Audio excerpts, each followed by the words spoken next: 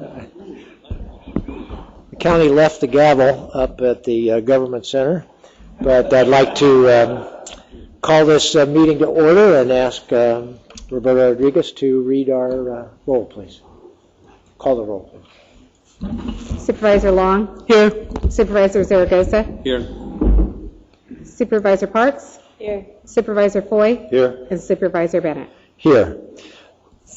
Like to welcome everybody here, and to kick our meeting off, we have a moment of inspiration, and we're pleased to have Anthony Knight, the superintendent of the Oak Park Unified School District, to provide us with a moment of inspiration as we begin our evening. Thank you. Welcome. Thank you. Last week I was out on a field trip with our 5th grade students in the highly protected Nature Conservancy property on Santa Cruz Island. Our science specialist, naturalist Debbie West, and I had been working with these students since the start of the school year to prepare them for this special visit. One of the reasons we take this 28-mile sea voyage across the Santa Barbara Channel with our students is to provide them with the opportunity to catch a glimpse of some of the rare endemic life that lives on the Channel Islands. The students can tell you how the plants and the animals got to the island since they were formed 13 million years ago, and why they have evolved to be different, special, and unique. On Friday, we were walking along the trail, and the boy behind me called out, "Dr. Knight, look, there's a scrub jay." I was thinking that he must be mistaken. But I looked over, and sure enough, I saw that he was right. The beautiful Santa Cruz Island scrub jay was only about 25 feet away. Now, this is one of the rarest and most endangered birds in the world, and scientists come from all over the globe with the hope of catching a glimpse of one. After being stranded on the island after the last ice age, when sea levels began to rise, these birds have evolved into a completely separate species from their mainland ancestors. They're endemic to one part of the island and live nowhere else on Earth. That day, our students had an experience that they will keep with them for the rest of their lives. The group of students that we were with the day before saw an extremely rare pod of orca whales, 16 in all, on our way out to the island. We were all in disbelief, as most had never dreamed they would see families of orcas in the wild. Most had only seen captive orcas at entertainment parks such as SeaWorld. Again, this was a once-in-a-lifetime experience for our students and for the parents along with us. Concern for the environment and the diversity of life on Earth is a focus in Oak Park schools. This year, our schools have embarked on an intensive waste reduction and recycling program aimed to cut our waste sent to local landfills by 80%. The new parking lot that you utilize tonight has an infiltration system that is percolating stormwater back into the water table rather than allowing it to run into our nearby creek. We have moved to using only organic fertilizers on our plants and turf throughout the entire district to help keep the nitrogen levels down in that creek that eventually flows into Malibu Lagoon in the Pacific. New roofs placed on 2 of our schools this summer are new cool roofs that will save us more than $12,000 a year in energy costs and significantly reduce our carbon footprint. In Oak Park schools, our board has established moral imperatives, and these include an important premise that learning needs to be authentic, experiential as much as possible, because this is how people truly learn and become lifelong learners. I'm proud that our science program at Oak Park continues to expand and encompass so many diverse areas such as natural history, robotics, conservation of resources, agriculture, marine biology, astronomy, technology, and more. Oak Park is a very special place, and I'd like to thank and acknowledge Supervisor Parks and for all of her hard work on our behalf. I'd also like to take this opportunity to thank all of our county officials who are amazingly responsive and who take the well-being of our school children and the entire community at heart, and who obviously care deeply about everyone in Oak Park. And it's an honor to have you in our community this evening. Thank you. Thank you very much, Dr. Knight. We now have the pleasure of having Jonathan Saxer, a senior at Oak Park High School, to sing the national anthem. A little different start for us here. Jonathan?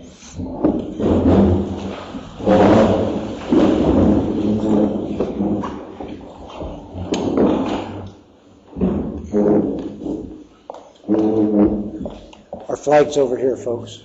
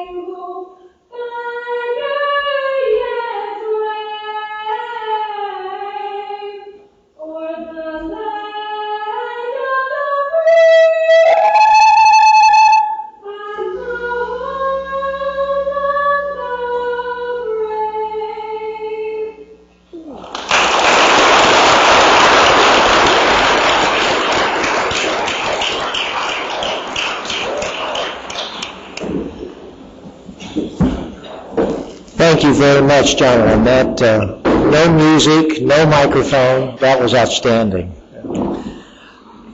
We are now ready for the minutes. Mr. Chair, I'd move the minutes be continued until October 12th. It's been moved and seconded. Is there any objection to that motion? Hearing none, motion carries. We are at agenda review. Mr. Carroll. Chair Bennett, we have 4 changes to the agenda this evening. Our first change is on our time certain, item number 9 at 6:30. Our office erroneously listed that as 5 minutes. It'll be more in the neighborhood of 30 minutes for the Oak Park Agency presentation. On agenda items, regular agenda items 22 and 24 related to the NPDS program, we're recommending your board hear those together. On those same 2 regular agenda items, 22 and 24, your board received a follow-up to the agenda publication, a letter submitted by Teresa Jordan, and you've been provided with copies of that letter. And then finally, on agenda item 23, with regard to the contract between Watershed Protection District and the agency, there's 2 changes to Exhibit 1C, and those have been provided to your board. Actually, 2 changes on that same Exhibit 1C, and they've been provided to your board and posted on the internet. So Great. That's it. Thank you. Supervisors, any other additional changes to the agenda?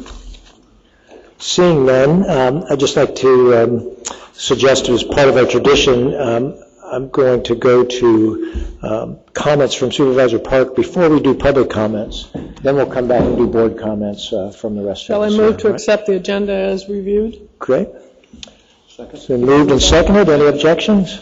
All right, the agenda will stand as modified. Supervisor Parks. Thank you. It's just such a pleasure to be here in Oak Park and to see the community out. It's such a wonderful community, and I wanted the board to be able to see what we've got out here. And I think some members, this might be the first time that they've been to Oak Park, so I think it's great that we're out here.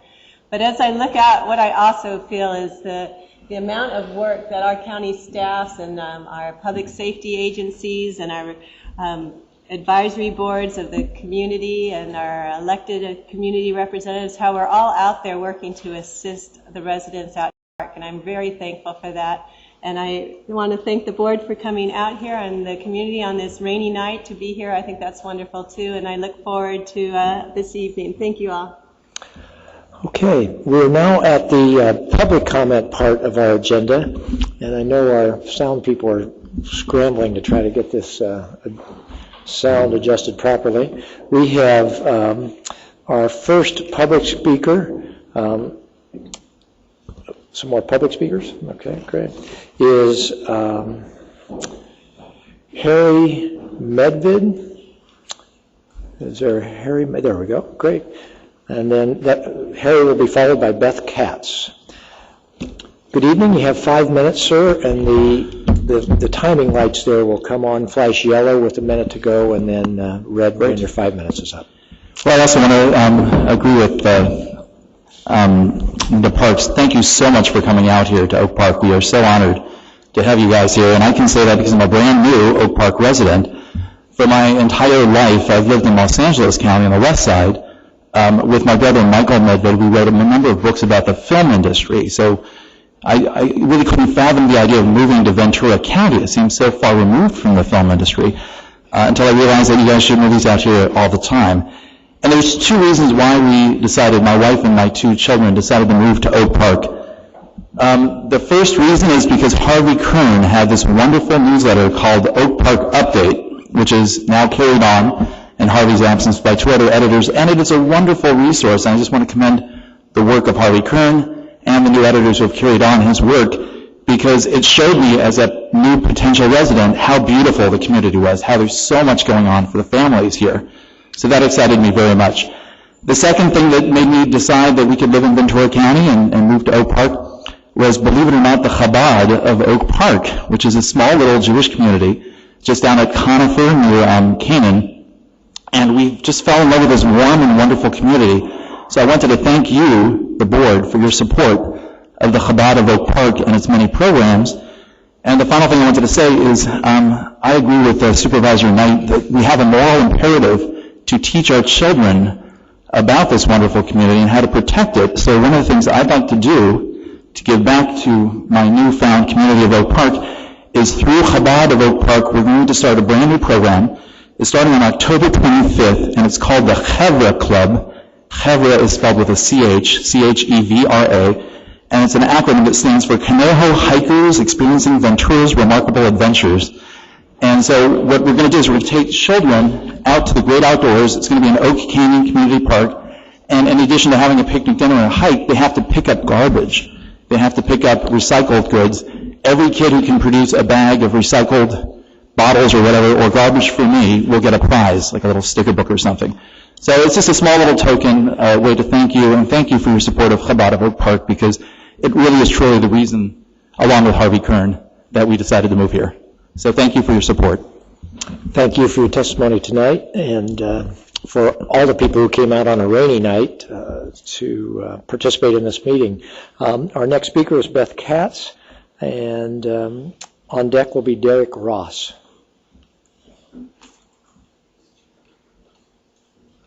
Good evening. Good evening. My name is Beth Katz, and I'm a 12-year resident of Oak Park. I have 3 children in Oak Park schools, one at the high school, one at the middle school, and one in elementary school. I have made countless trips to and from each of these schools over the years. The recent unfortunate accident involving a Medea Creek student was, in my opinion, inevitable, given the traffic conditions at drop-off and pickup times. We should expect these conditions to continue to worsen as a larger percentage of students come from out of area and have no choice but to be driven to and from school each day. We all certainly hope and pray for the complete recovery of the injured student. Next time, I fear the outcome could be far worse. I have a challenge for the Ventura County Board of Supervisors and our Supervisor Linda Parks, the Oak Park MAC, OPUSD, and our school board. And that challenge is to work collaboratively with Agora Hills City Council to bring bus service to Oak Park via a loop from Canaan and Tio Boulevard up into Oak Park, down Lindero Canyon to Thousand Oaks Boulevard, then back to Canaan and Tio Boulevard, running in both directions. Our communities, Oak Park and Agora, are already linked in so many ways. Let's take a positive step in the interest of student safety, the environment, resident livability, and business viability. What I am suggesting is a public bus service that would take cars off the road, especially during the busiest times of the day, drop-off and pick-up. This solution would benefit our environment as well. Imagine how many fewer idling cars there would be each day in Oak Park. We would also be offering a transportation alternative to our residents, young and old, who do not drive or have access to a car. Businesses would also benefit by being able to hire employees and attract customers who would use this public transportation. We cannot condemn the parents who drive their children to school, nor can we condemn the students for what has happened. It was only a matter of time before a disaster struck, and it will happen again if we do not act. We have the opportunity for a win-win-win-win situation. With public bus service linking Oak Park and Agora Hills, our students win, our environment wins, residents win, and businesses win. Please take a stand as leaders in our community and make this happen. Thank you. Thank you for your testimony, Ms. Katz. Our next speaker is Derek Ross. Good evening. Good evening. My name is Derek Ross, and I sit on the Oak Park Municipal Advisory Council. I wanted to thank all of you for coming out here tonight to our little precious town of Oak Park. I also am the editor of oakparkupdate.com and wanted to let you know that we're going to continue the website and its service, so if there's anything that I can put on the website from the Ventura County, please don't hesitate to forward that information to me. So thank you very much for coming out. Thank you, and thanks for your service at the website. I'm sure everybody benefits from that. We are now done with our public comments, and we're ready for board comments. Supervisor Long, would you like to start us off? Yes, thank you, Mr. Chair. And thank you, Supervisor Parks, for bringing us to this wonderful community. It is a pleasure. I have been here before, but I still found an opportunity to be lost. But it is a beautiful community, and it's great to see folks here to support both our board meeting tonight, but to speak to issues of concern to your community.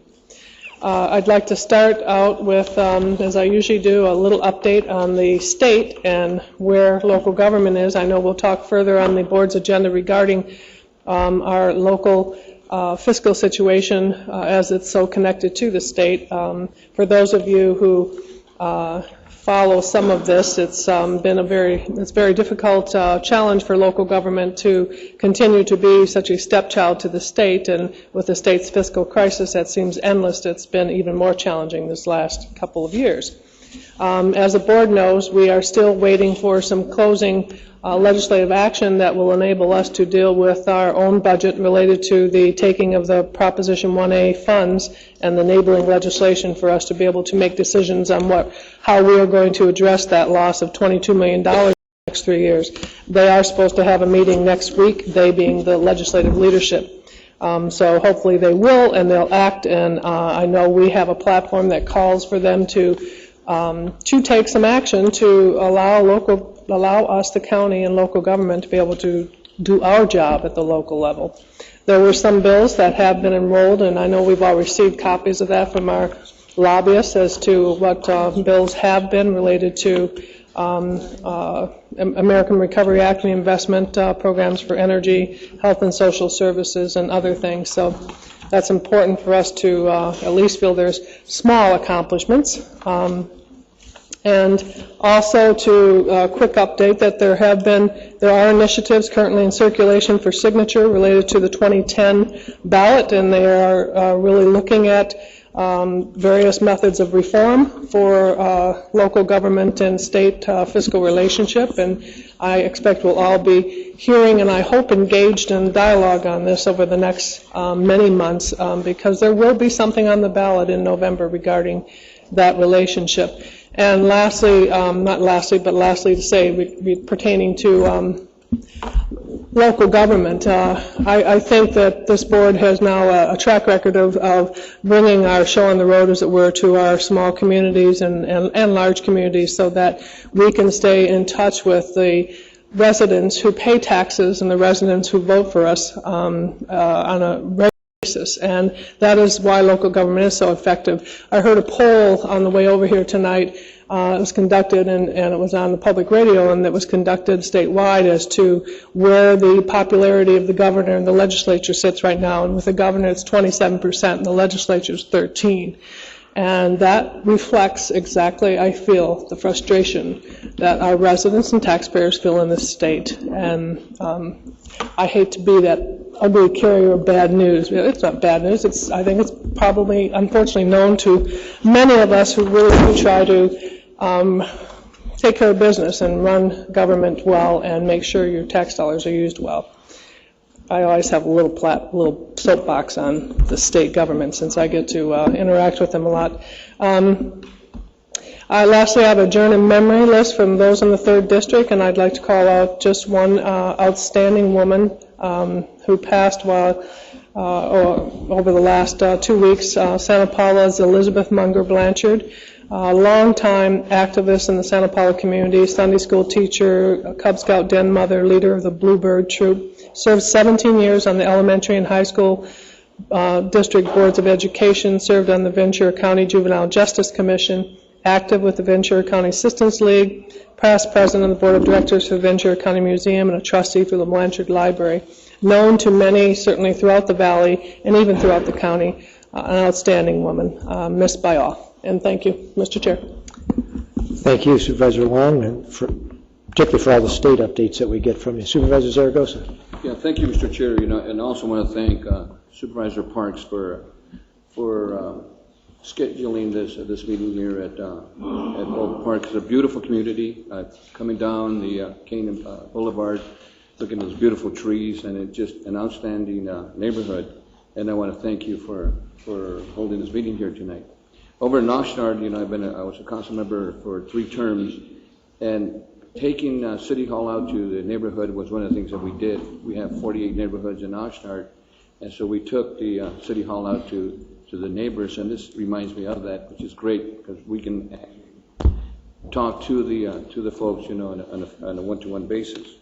So it's great. One of the things that I'd like also to share, Mr. Chair, is that this last week I was over at the Oxnard College Foundation where we had a fundraiser to support about 98% of the underprivileged individuals that attend Oxnard College, and it was a great fundraiser. In addition to that, I attended Service United, 33 years of service to the community over at the Embassy Suites. And also I'd like to share that AB 343 passed, the military children's initiative that we supported, and this has to do with military individuals that have children that move from city to city, and to help the students comply with a specific grade, where if they move from one city to the other in the 5th grade level, they will still stay in that same level as opposed to falling behind. So that bill passed. And also I'd like to adjourn in memory of the folks on this list. And thank you, Jim. Thank you very much. Supervisor Parks, do you have additional comments? Yeah, I do have a few additional comments. One, I really want to thank the people that helped us be here this evening, and including students, and the Jonalyn Saxer who sang the anthem for us. Was just beautiful to hear that, and it's nice to be able to share that. We also have obviously the Oak Park Unified School District to thank for letting us here in this great facility at the Pavilion at Oak Park High School, and the high school and its principal. Jerry Block is the vice principal who helped coordinate us here this evening. Ryan Fenning, a student lighting and support from Oak Park High School. Eric Tabor and Primo Canales, crew here at Oak Park High School. Tony Wynn, technical support. Ethan Edmonds, General Service Agency of the county for our audiovisual. I feel like I'm doing the credits at the end of a movie. Brian Payne and Ernie Marquez. Jim Penny, also of General Services, along with the security guards who are actually taking our comment cards, our speaker cards. Thank you, guys. Brian Palmer and Tony, who helped us with our IT services here. Of course, our wonderful clerk, Roberta. And then my assistant, Jan Osterhaven, who also assists the Oak Park community. Really appreciate all the work she did in coordinating this. Thank you, Jan. And I also did want to thank Tony Knight also for the great inspiration. It's nice to tie in the environment. It really does inspire a lot of Ventura County residents, as it does very much here in Oak Park. We're really fortunate to be ringed by all those beautiful acres of parkland from the Rancho Simi Rec and Park District. And further at 6:30, we'll have some little highlights from those different agencies. Oak Park has, I think, more residents here than in the city of Fillmore. And it's a testament to, I think, some good planning that has allowed us to have those beautiful landscape medians. A lot of it has to do with the tax base and how it's allocated out here, especially for Oak Park. Unlike any other community, they actually do have funds that are specifically tied for Oak Park. And then also we have a lot of services that we are able to deliver, and I am very thankful for Butch Britt, for example, who was out at Medea Creek Middle School with me the other day. So it just really seeing a lot of people coming together for this community, and it makes it very special. And I also wanted to compliment the suggestion of a bus service. Our county is going to now have to come together and put together a plan to reduce tailpipe emissions that cause greenhouse gas emissions, and do it through transportation options and land use options. And so that suggestion of having a bus service, which we don't have in Oak Park for the students, the idea of tying in with Agoura Hills would be quite the collaboration, because it's two different counties involved in that. But it's certainly worth looking at. So, and certainly when you see that lineup of cars, and we'll talk about it later on the agenda, you can have 50 cars in line, all those could be one bus, so you just realize how that could reduce the amount of traffic on the roads.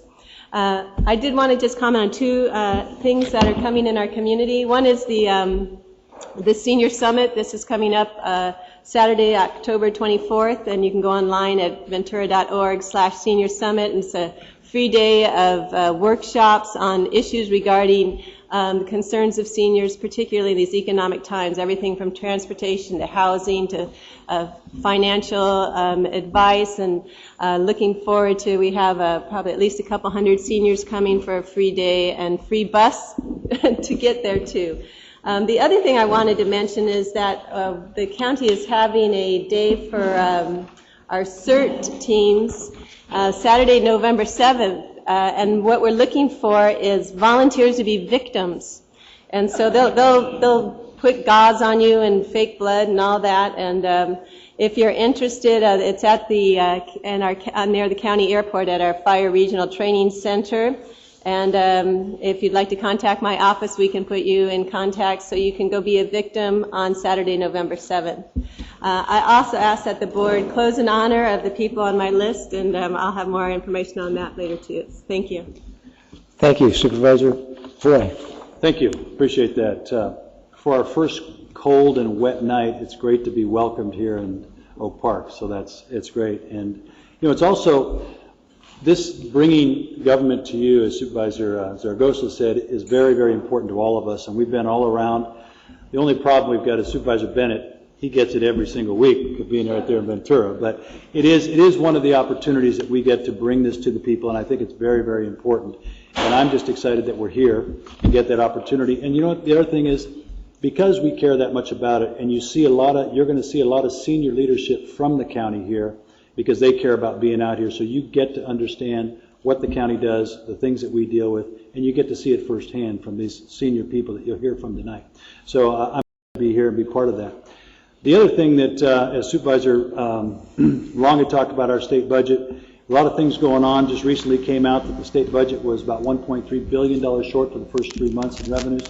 So we're not seeing this issue of tight revenues go away.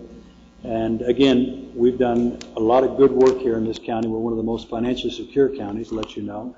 And you don't hear of the big, huge layoffs like other counties, because we've planned and done a good job, and this board takes serious the financial management of making sure that we can continue to provide services to the people of Oak Park and other parts of the county. And for these other supervisors who get to come to God's country in East County, it's great. We're always in West County. But the other thing, and what happened in East County, I just had the opportunity to attend Simi Valley's 40th birthday. And it was great to see when you see a city come together, and still 40 years, you get to hear from some of the people who were there when they just formed the city. And it was great to see the hundreds of people there and get them to hear speak about all that. And a lot of those people got the opportunity to reminisce, you know, the first city manager and the first city council, and a lot of really neat and interesting things get to do that. One of the more tragic things to talk about is, a lot of you might have heard about the 10-year-old boy, David Summers, the little kid playing football. It died. Really a tragic thing. Such a rare thing. With 46 years of Viking football, you know, hundreds and hundreds and hundreds of kids every year, nothing like that ever happening. But, you know, you talk about the worst case scenario, and then you talk about how this kid was loved. I have, fortunate in one sense, my son's son they played together in this kid. And he said, Dad, he's probably the greatest kid, the most polite, the hardest working, and you hate to see that. And his father was a coach, his mother was a team mom, and his sister was a cheerleader. I mean, it's just one of those things. But it was, and as you probably heard, they closed all the games that next Saturday, and all the kids came. Over 500 kids came to Simi Valley to honor this young man and his family. And a very, very difficult thing to have happen, but it's rare. But I'm just glad to see the community who did care that much. And so I do, too, want to adjourn in memory of the people on this list, along with David.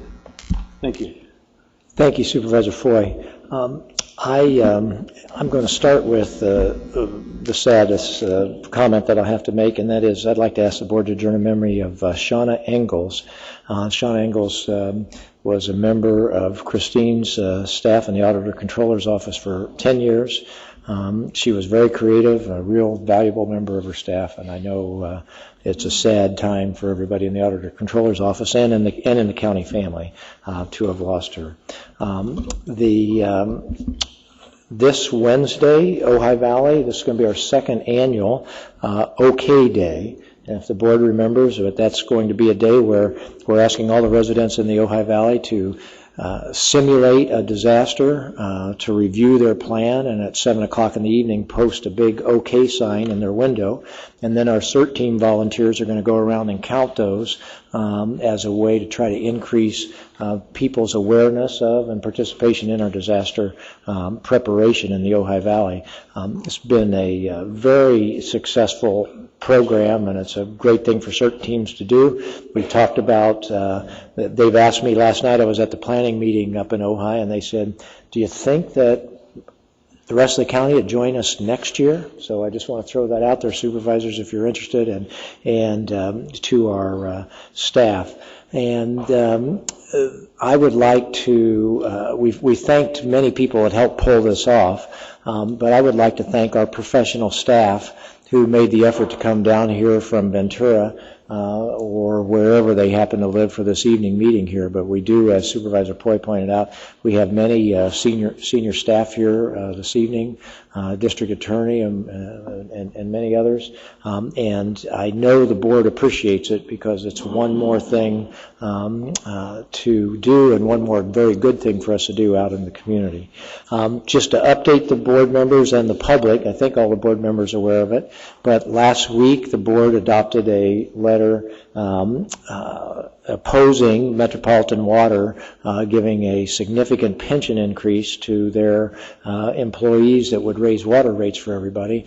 And Metropolitan Water today pulled that agenda item and is going to go back and renegotiate that contract. So the one person called who's sort of in the know and said, the Board of Supervisors of Ventura County taking a stand really got their attention down there. So whether that really did or not, we don't know, but certainly appreciate the board and all of the strong comments that we made about that. Our ratepayers, it just wouldn't have been fair to our ratepayers in this climate, certainly, to have that happen.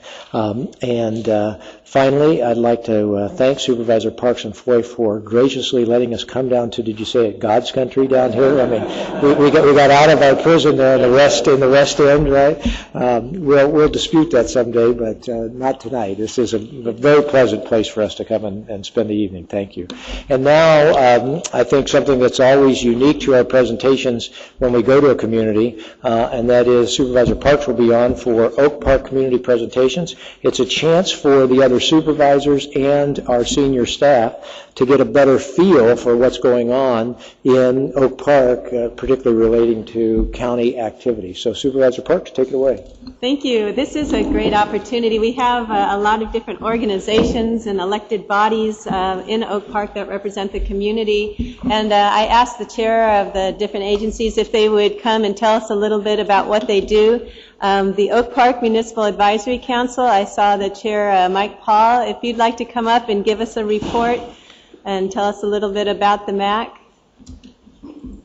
And also introduce your fellow MAC members, if you would. Absolutely. Thank you, Supervisor Parks.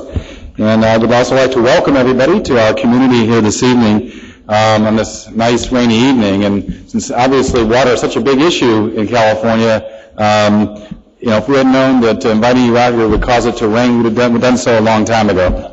So again, but we do appreciate you coming here and showing your support of this community.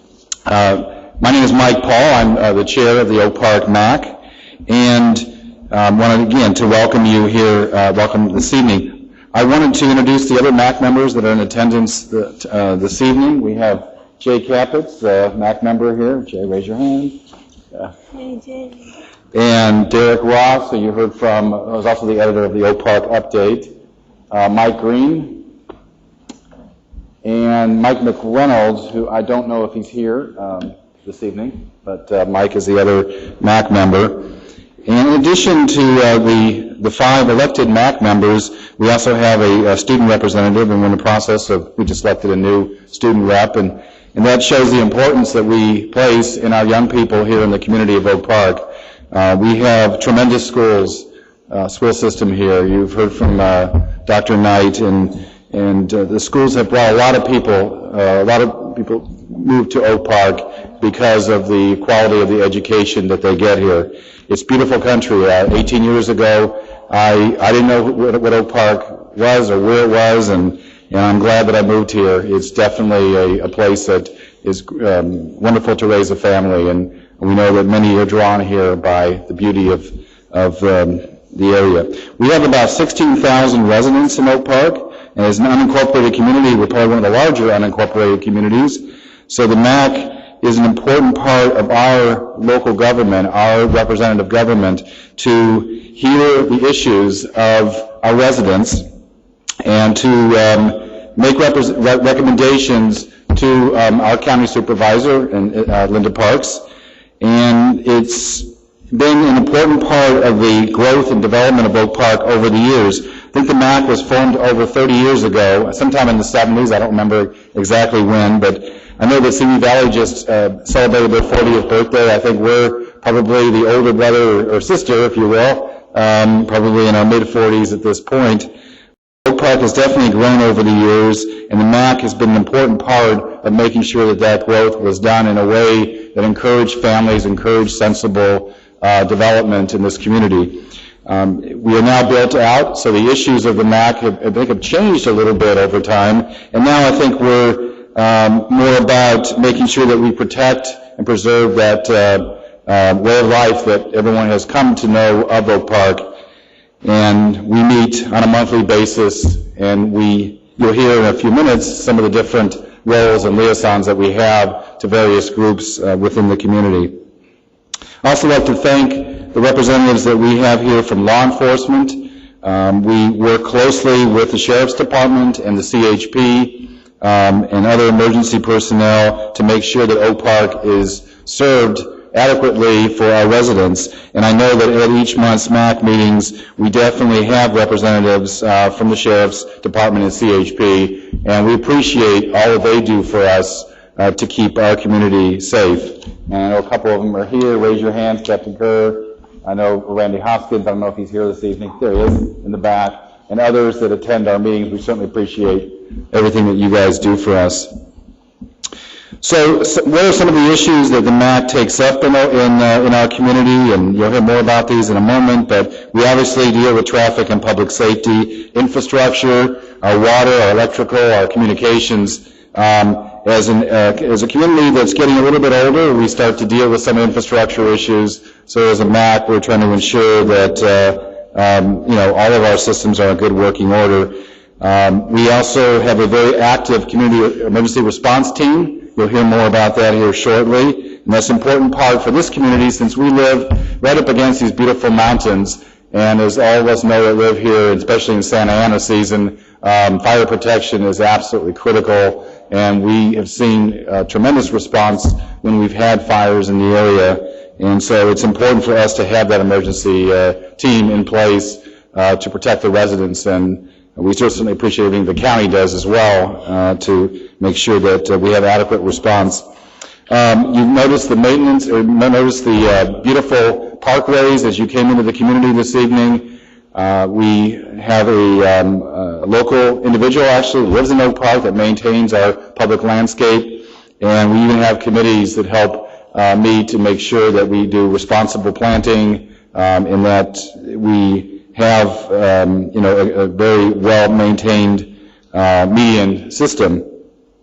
We use reclaimed water. 20% of our total water in this community is reclaimed.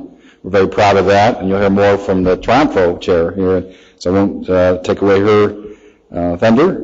And again, I mentioned about our local schools. The MAC provides funding through our local CSA for crossing guards for our local schools to make sure that our students are kept safe.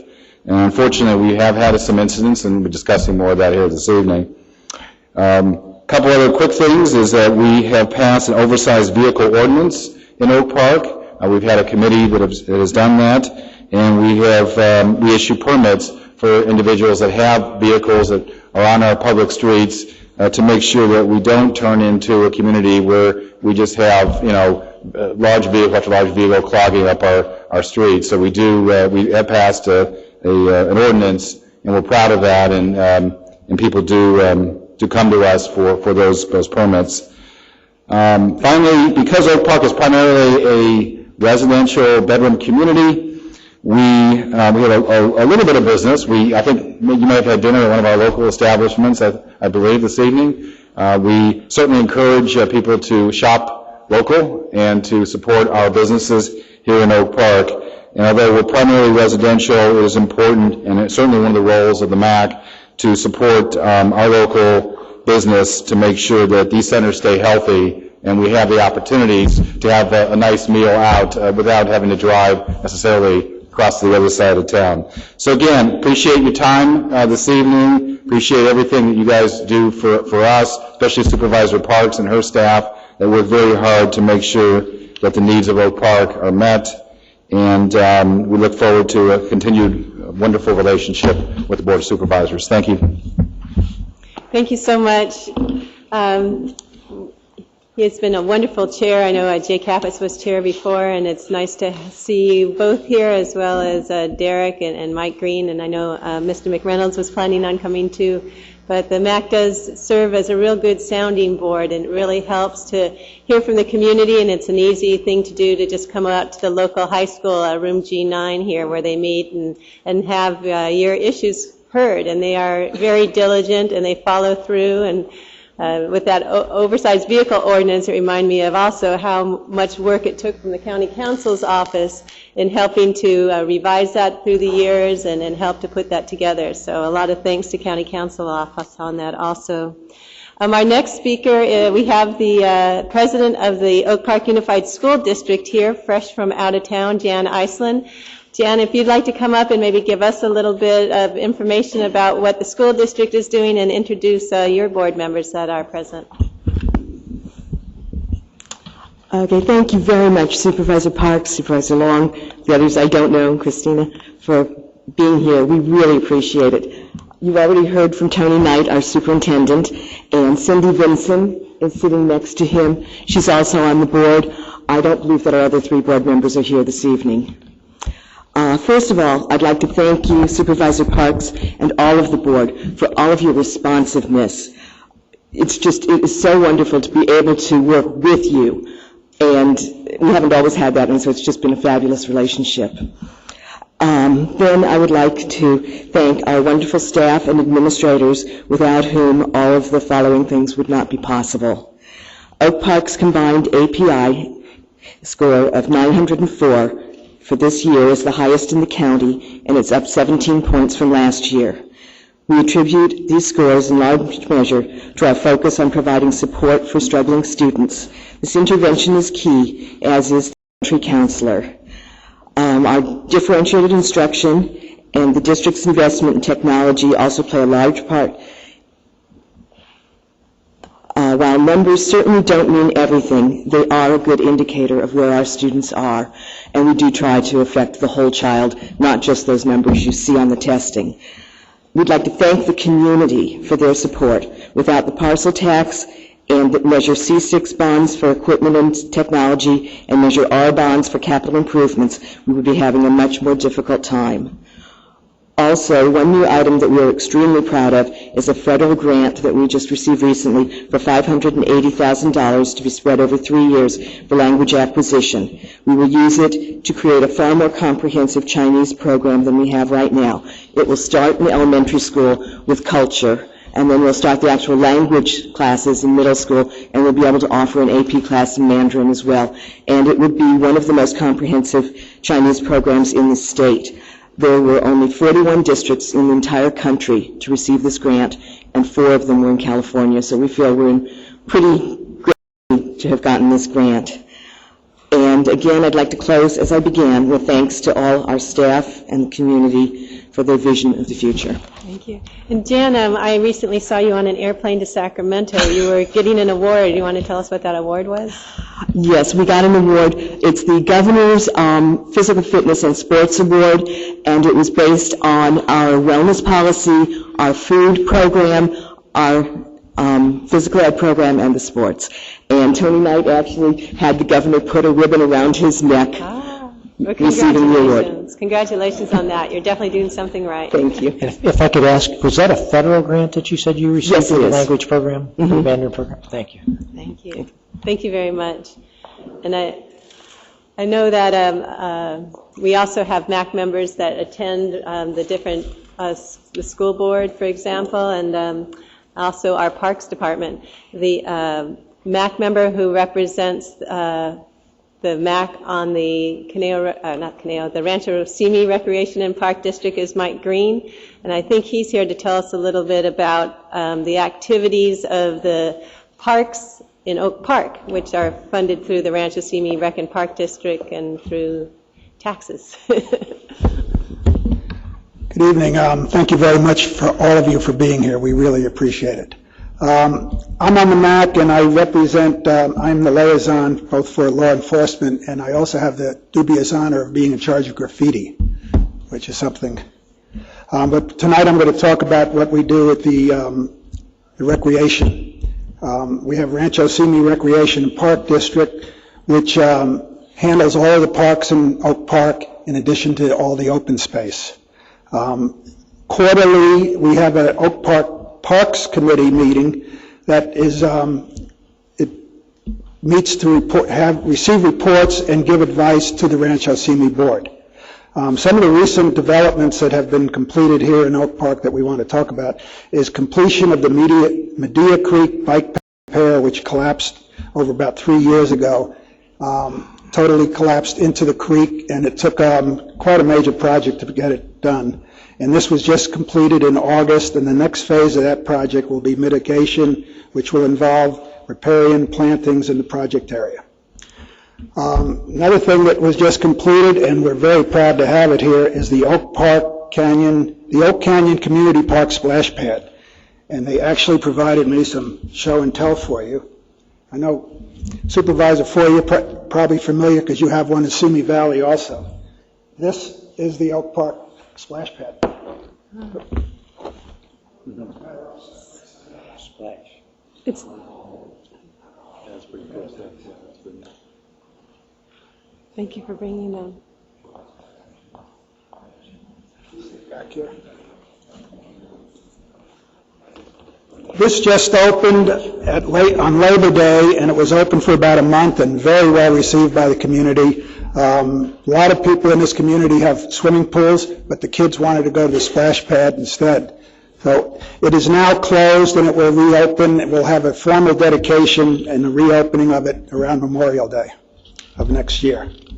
Another project that was just done, the archery range was relocated because it was in the path of the new Oak Park dog park, which is being constructed. And that is in the construction phase now, and we hope to have it done by April of next year. It will be the first dog park in our community.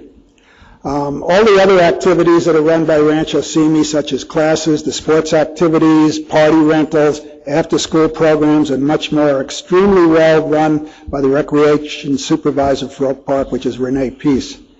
And lastly, the Oak Park community is very pleased with the wonderful parks and programs we have here, and we thank Rancho Simi for all that they do. Thank you very much. I think Larry Peterson is here this evening, and he's the superintendent out here of the parks, and we'll be hearing from him a little bit later. Our next speaker is Jana Orkney. She, as well as Mike Paul, who spoke earlier, are on the Triumph Sanitation District, and Jana is the chair. And Jana, if you'd like to give us a quick rundown of what's happening at Triumph, which I get to sit on too.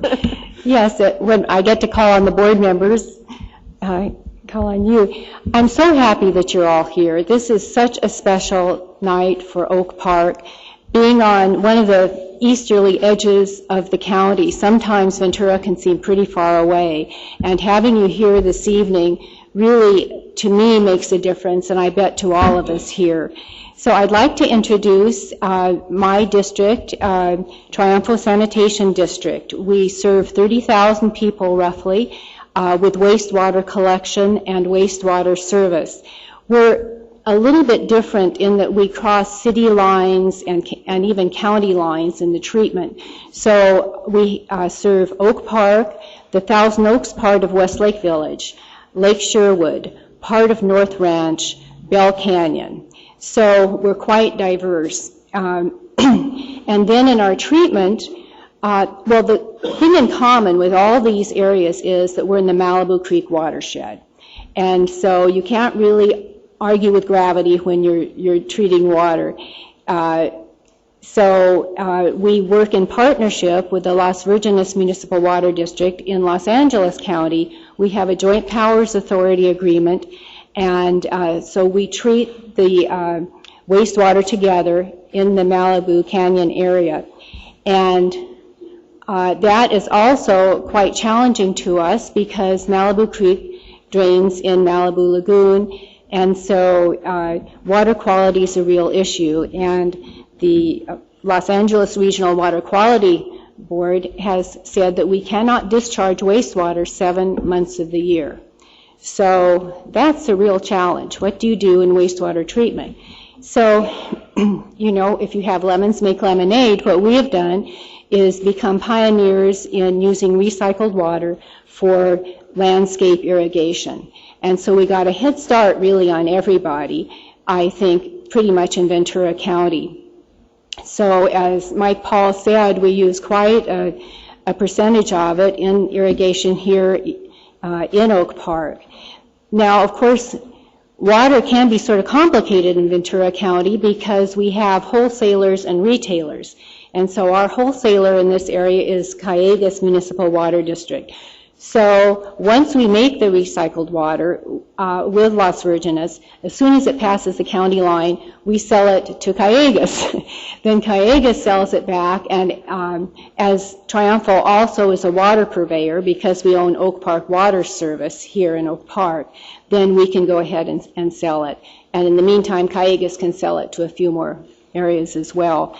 So nothing really is simple with Triumphal, I guess you could say. So not only do we make recycled water, we also make compost. That's the other thing without being able to discharge into the creek. So we have a world-class indoor facility, so there's no odor to the surrounding area, in making compost with Las Virgenes, and we provide that free to residents on Saturdays. They can just drive up with a bag and fill it up, and it's really wonderful. I do it in my garden, and we also do sell to commercial sellers of compost as well.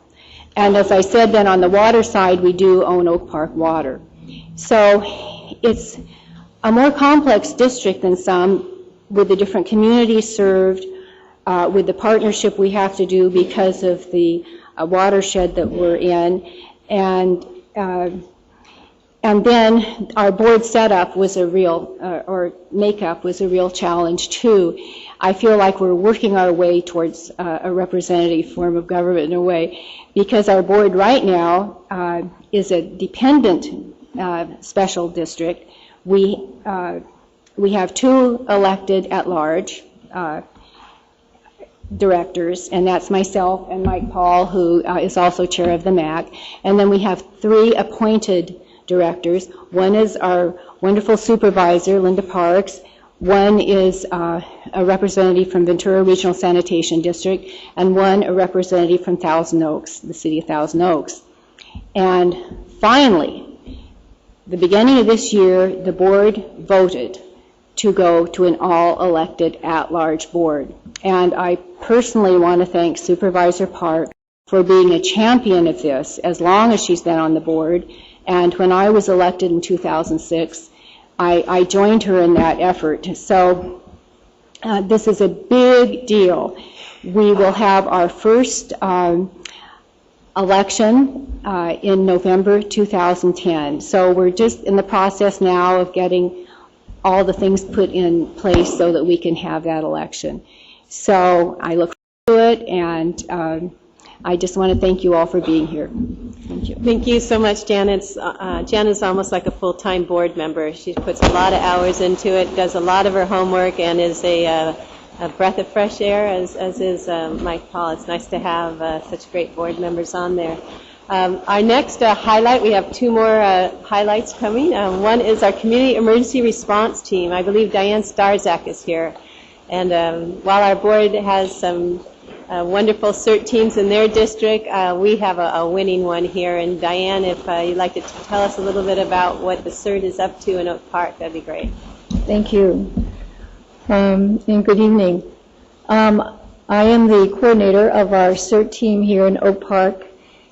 We are 12 years old, which is pretty old for a CERT team to survive that long. And I know that disaster preparedness is a very important issue to the Board of Supervisors. And I, again, thank Linda Parks for all her support. Every time I call Jan or Supervisor Parks' office, I get an immediate response to my concerns, and I appreciate that so much.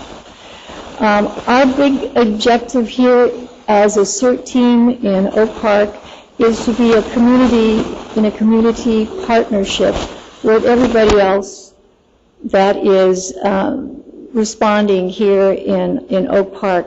And we have developed a really wonderful relationship with our MAC. Our MAC is so responsive to us, our Sheriff's Department, our Fire Department, Public Health, our Community Foundation, and our am I doing that? And most assuredly, our school district. And I'd just like to tell you a few things that our CERT team is involved in this week. And it goes from there. Right now, yesterday we just finished our second class. We have a CERT training going on at our high school for our community, and this time our school district jumped on board and really did a lot of advertising for this 7-week free CERT training course.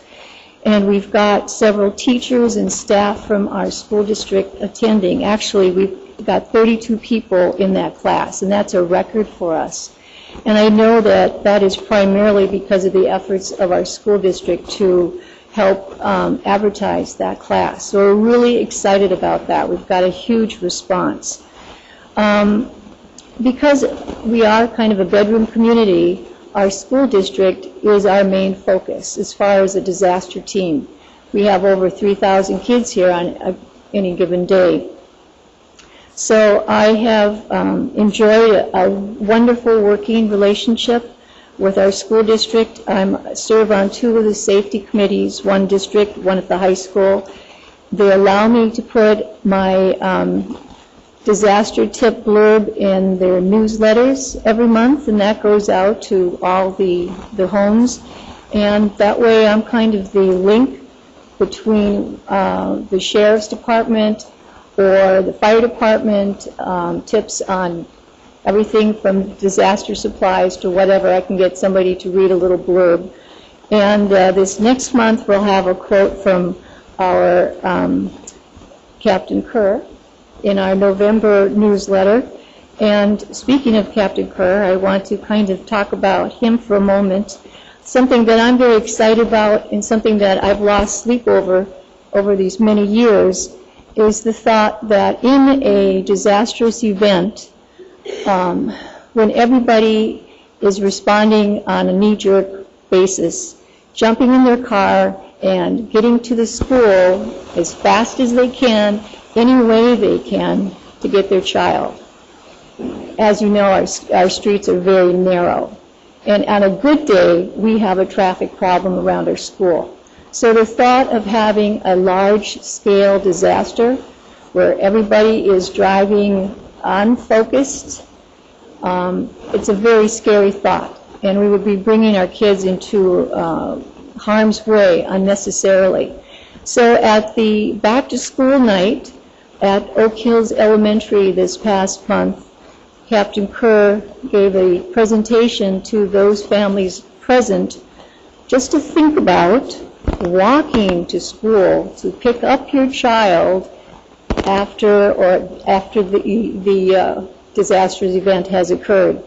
Stay out of your car. Even if you live out of district, park away from the school and walk to the school. That's a huge concept for people in Southern California who are, umbilically tied to their cars. So, and I think that would be a huge step for helping people take some control over a disastrous situation. So I thank Captain Kerr for that, and it was really well received. Tomorrow night, Captain Oatman from the Fire Department will be here speaking to our CERT team regarding their wildfire plan, the Ready, Set, Go, and I'm hoping that we can bring in more community leaders to make an overall plan so we're all on the same page as we are that urban interface and wildfire is definitely a big concern for us. Also, the school district has expressed interest in bringing the CERT curriculum into the high school, and that's a very exciting idea.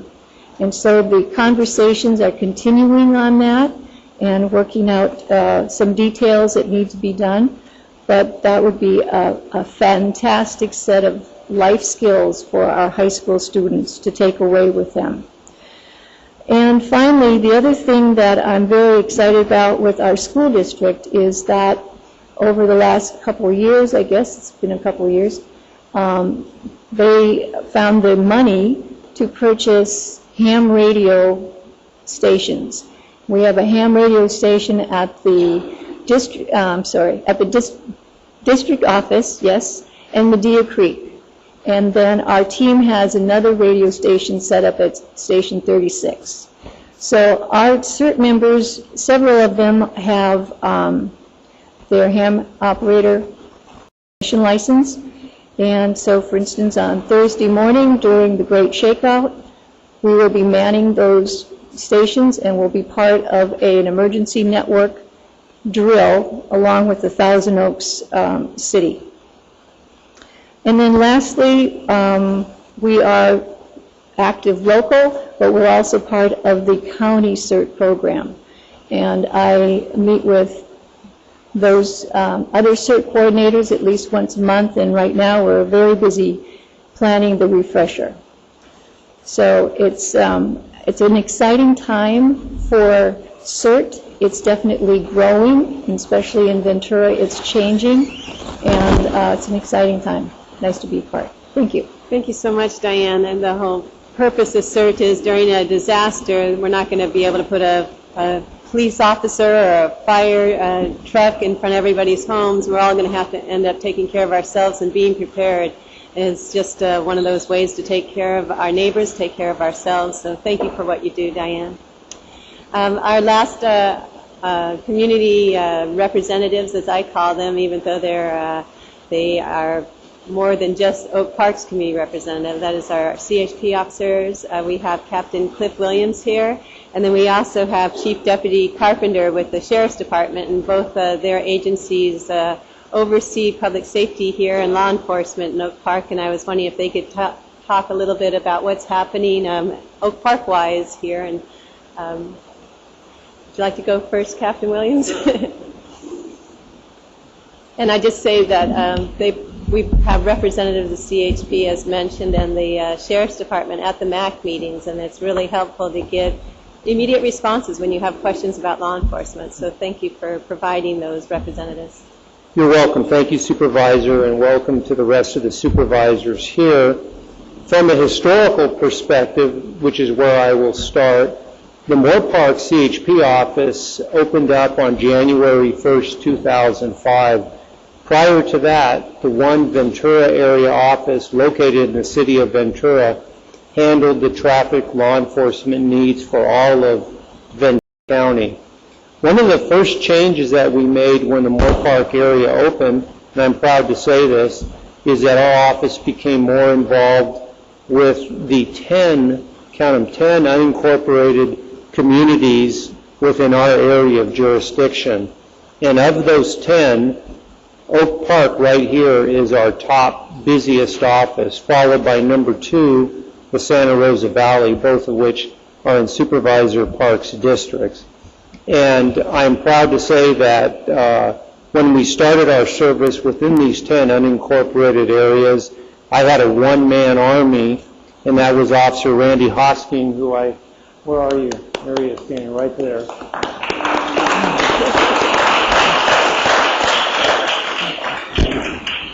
And Officer Hosking was very active out here, and then after a year doing this all by himself, he came to me and asked for a second officer, and together we handpicked Officer Dave Kajawara, who's also sitting back there in the yellow jacket. and both are extremely active. You both see them on motorcycles. I tell them to split up every now and then, but I don't know if they're following that direction. So prior to that, and I took some statistics and to try to keep things compared as apples to apples, I took statistics from January 1st of each year till up until yesterday's date. And in 2004, when this area was handled by the Ventura office, purely on an on-call basis in response to collisions, we had a total of 49 crashes that the officers responded to. And when during January of 2005, when we took over, for the year, we cut that number in half and only had 24 collisions that we documented. The following year, it went down to a record low, which 2006 we documented 20 collisions in the Oak Park area. Then it went back up in 2007 to 24, and last year was 35, and this year to date we're at 32. So our presence is making a positive difference, but we still have to continue addressing the problems as we see them. We've come out here a couple of times in the last few years to do sobriety checkpoints, and every single year, without fail, we would get one or more DUI drivers in the checkpoint, which was along Canaan Road. We were here less than 2 months ago, and I'm happy to report that although my officers might have been disappointed, we arrested 0 DUI drivers, which is a reflection of the growing compliance to the number one threat to public safety and to human life, which is DUI. So I commend the Oak Park community on their progress, helping us do our job. You might be curious as to the most frequent areas that we respond to in collisions, and this is almost a 5-year total. At the top of the list with 13 collisions over the last 4.5 years was Doubletree Road, Canaan Road, and Sunnycrest Drive. Tied for second was Conifer Street and Deer Hill Road. Besides coming out here and responding to citizens' complaints of unsafe conditions and other issues, one of the top issues that the officers remain very busy with are complaints about cars and RVs that are parked too long. And they've been very active, and sometimes we have dissatisfied community members who call up to contest the storages, but I have yet to find one time that Officer Hosking or Kajawara have not lawfully stored any vehicles. I could go on and on. I'll briefly mention that I received some feedback about the largest concerns from community members within the Oak Park area. And Medea Creek School is top of the list because of the traffic situation there, followed by Rockfield Elementary, Oak Hills Elementary, and Brookside Elementary Schools. And the experts on that are my fine officers seated at the back, so I'm sure they can answer any concerns there. That's all I have. Thank you very much for your patience, and it was a pleasure coming here. Thank you for the invitation. Thank you so much, Captain Williams. Appreciate it. And Chief Deputy Carpenter will make the report for Sheriff's Department here in Oak Park. Yes, ma'am. Thank you for having us here this evening, Chairman Bennett, members of the board. Dennis Carpenter is the Chief of Patrol Services for the entire Sheriff's Department. Welcome to the East End. My office is out on Olson Road in Thousand Oaks, so it's a nice place to come out on this easy trip from East Valley Station out here. Talking tonight, of course, about our Oak Park community. We've had an increase in thefts from vehicles that are left unlocked, windows that are down, valuable items that are in plain view that are being taken, and we just want to encourage people to lock their cars, even in their own driveway. Take those items in, don't leave them in plain view, and make sure the cars are locked up, because some folks will just walk the streets at 3 or 4 o'clock in the morning from driveway to driveway looking for an unlocked vehicle to get into and take your cameras, your wallets, your cash, your watch, anything that's left in there, sometimes the car, because the keys are even left in there. The same thing is occurring in some of our residential communities with leaving doors unlocked and windows open. and during the daytime, the burglars will knock on the door, and if they don't get an answer, they'll try the door, and if it opens, they'll go in and be in and out within a minute or less. If the door is locked and there's no answer, they'll go around to the side, find a window or a door, and once again, they're in and out of the house in just 45 seconds to a minute. So I want to encourage people to lock their cars, put them in the garage, and close their windows and lock their doors, certainly in the evening time. Another concern that we have is underage drinking problems that are going on in our community.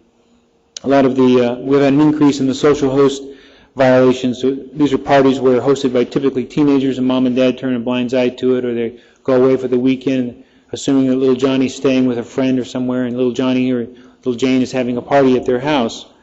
And there's a lot of the obvious negative things that are outproducts of that: the overdose, the DUIs, the sexual assaults, and potential fatal car crashes as a result of teens. We know teen and alcohol and drugs just don't mix.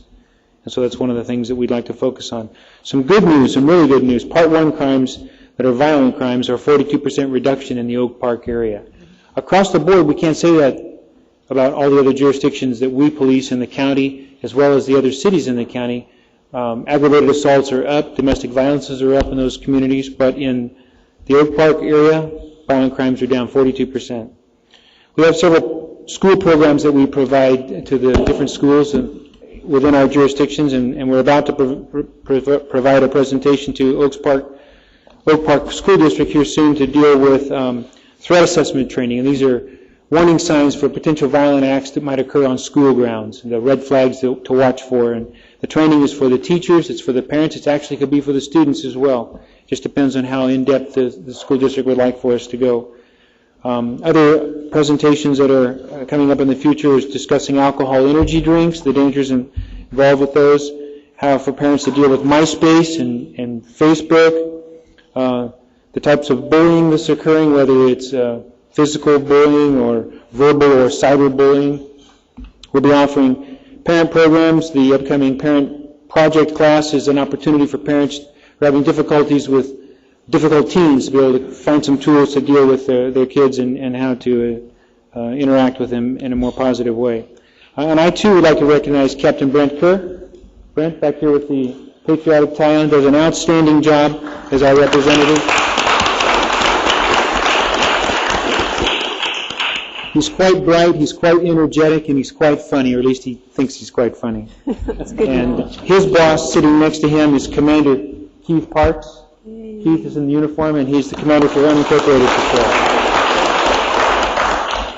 Thank you very much for having us here tonight. Thank you.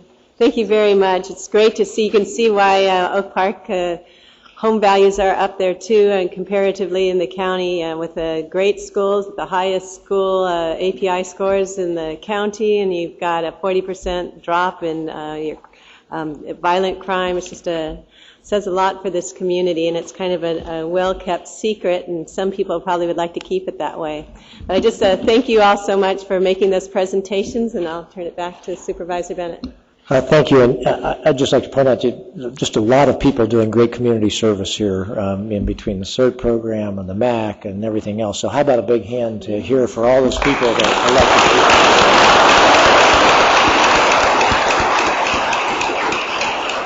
Thank you. Yeah, Triumph for Sanitation and the school district, and it just goes on and on. I mean, and that's what makes a great community, is people stepping forward. We have past MAC members here and past Triumph board members. Great. Thank you. Our next item is our other 6:30 time certain item, and that is our district attorney and our presentation to accept grant funds reducing mortgage fraud. Good evening, Mr. Totten. Good evening, Chair Bennett, members of the board, Mr. Carroll. I'm delighted to be here with you this evening in beautiful Oak Park, and you have before you our request to accept grant funds. You may recall I appeared before you in September to provide our annual report on our real estate fraud prosecution program, and at that time I was able to let you know the good news that we received nearly $1.7 million in federal grant funds through the American Recovery and Reinvestment Act. And tonight's board letter before you is the formal acceptance of those funds.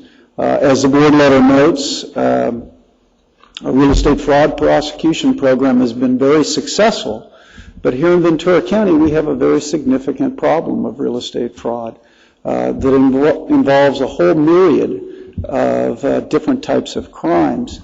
We are the 20th in a top 100 list of foreclosure communities. Ventura County ranks 20th. And now the next wave of real estate fraud that we're starting to experience in greater numbers is this whole loan modification scam. You can't turn on the radio, you can't turn on television without seeing someone advertising to provide you with a better loan than you're currently in. And unfortunately, for people that are in severe financial straits and in risk of losing their home, they're falling prey to a lot of con artists that are imposing these or committing these types of crimes.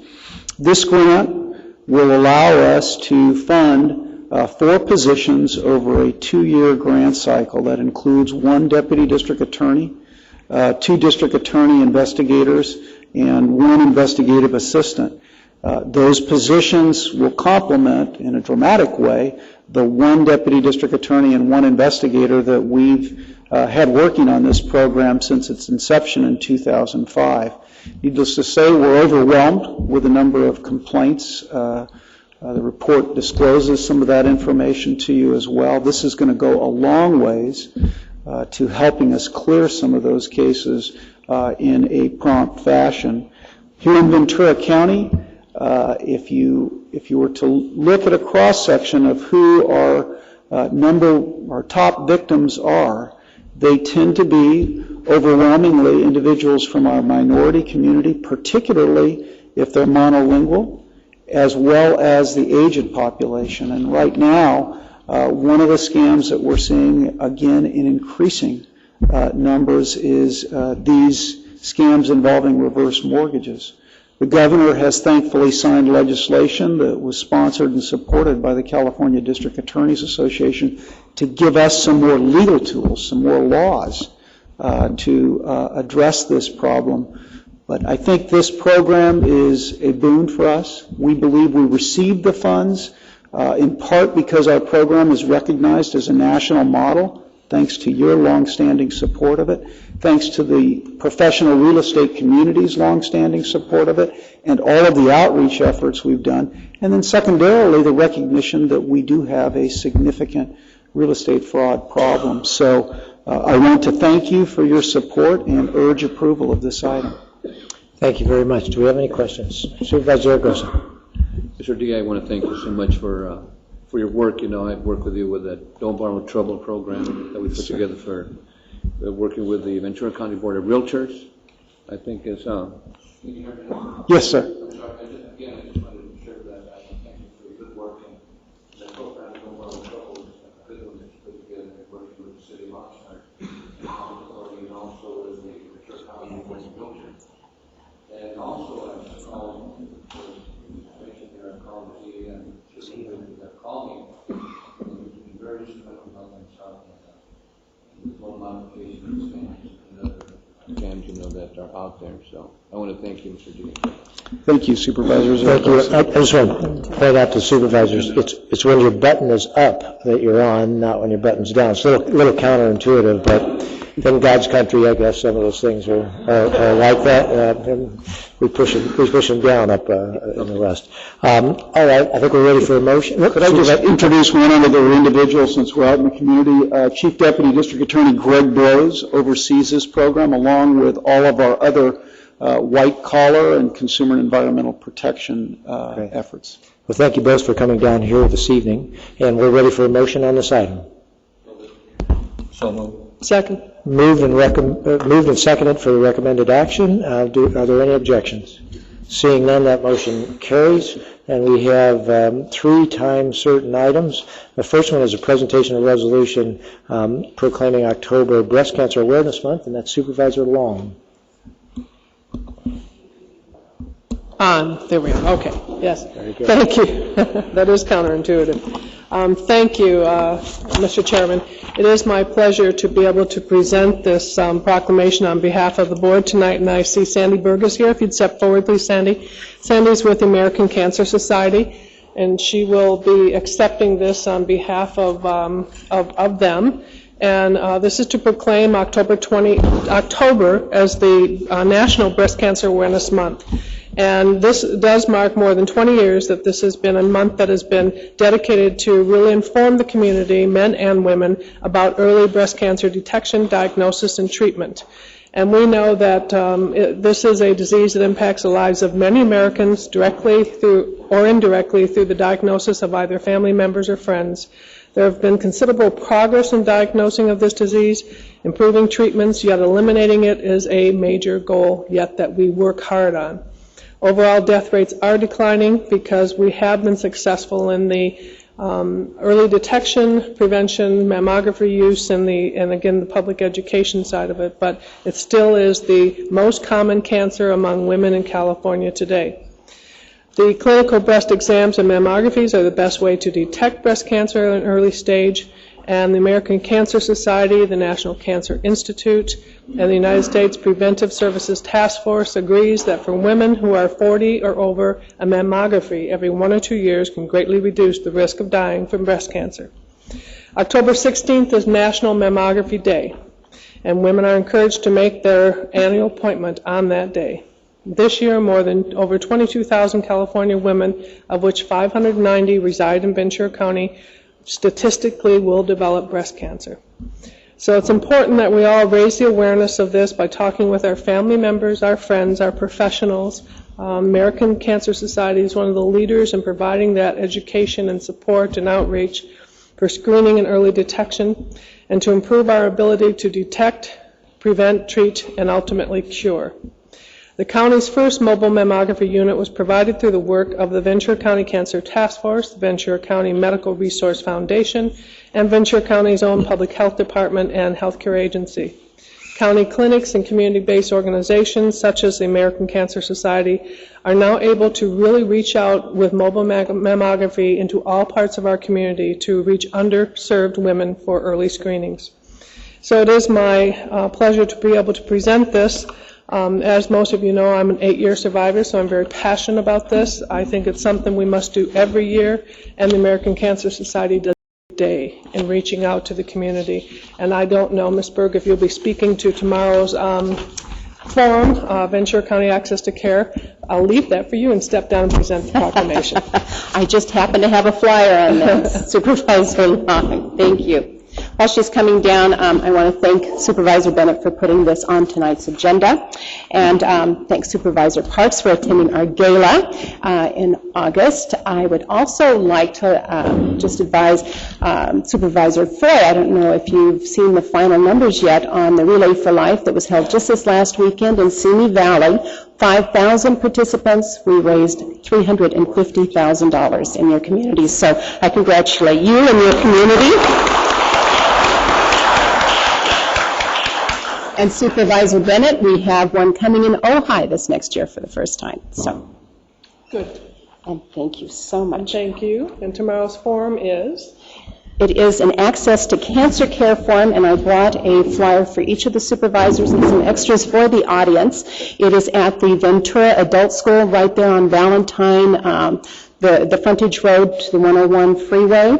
It is from 9 to 1, and it's being co-sponsored by the Ventura County Public Health, Santa Barbara Public Health, the American Cancer Society, Community Memorial Hospital, and Supervisor Long is facilitating that for us with lots of experts in the field. Just a real quick story last week, we had a patient come in. We give wigs to our patients that have lost their hair. And she was telling me that she is having to put her mobile home on, for sale because what is not covered by her insurance for her radiology is over $100,000. And so she's having to sell her mobile home. Supervisor Foy has some comments he'd like to make. Speaks to the need for health care. Yes, exactly. And we're going to address that.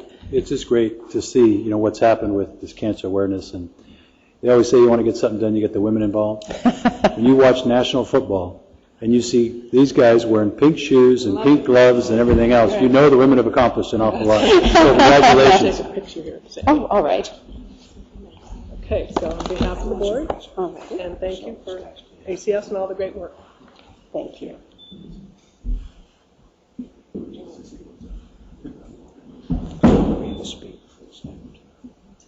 Thank you. Could you? Thank you for coming out. Thank you. And did we have some volunteers with the American Cancer Society here? I know a couple of them said they might be able to make it, but sometimes the rain Detoured them. I guess not. But anyway, thank you so much. So I have this for the board, along with how the American Cancer Society is making a difference in the fight against breast cancer. And I hope you all saw in the paper last week 2 Nobel Prize winners in the field of cancer research, both of them funded by the American Cancer Society, which brings to a total of 44 Nobel Prize winners in the field of cancer research funded by the American Cancer Society. Yeah. Great. So thank you. Thank you so much for coming too, Sam. Trey Jack. Trey Jack. Thank you. Thank you.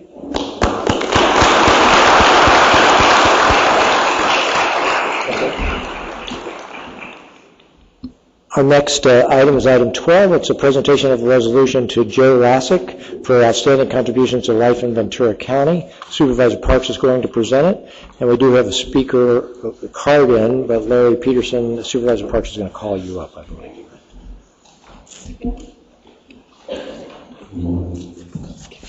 Thank you. This is just an opportunity to publicly recognize one of Oak Park's great here, Joe Lassick, and I've invited Mr. Peterson to join me. Joe Lassick for her outstanding contributions to life in Ventura County. And whereas Joe is a resident of Oak Park, has served in the Rancho Simi Recreation and Park District with distinction from 1981 until June 2009.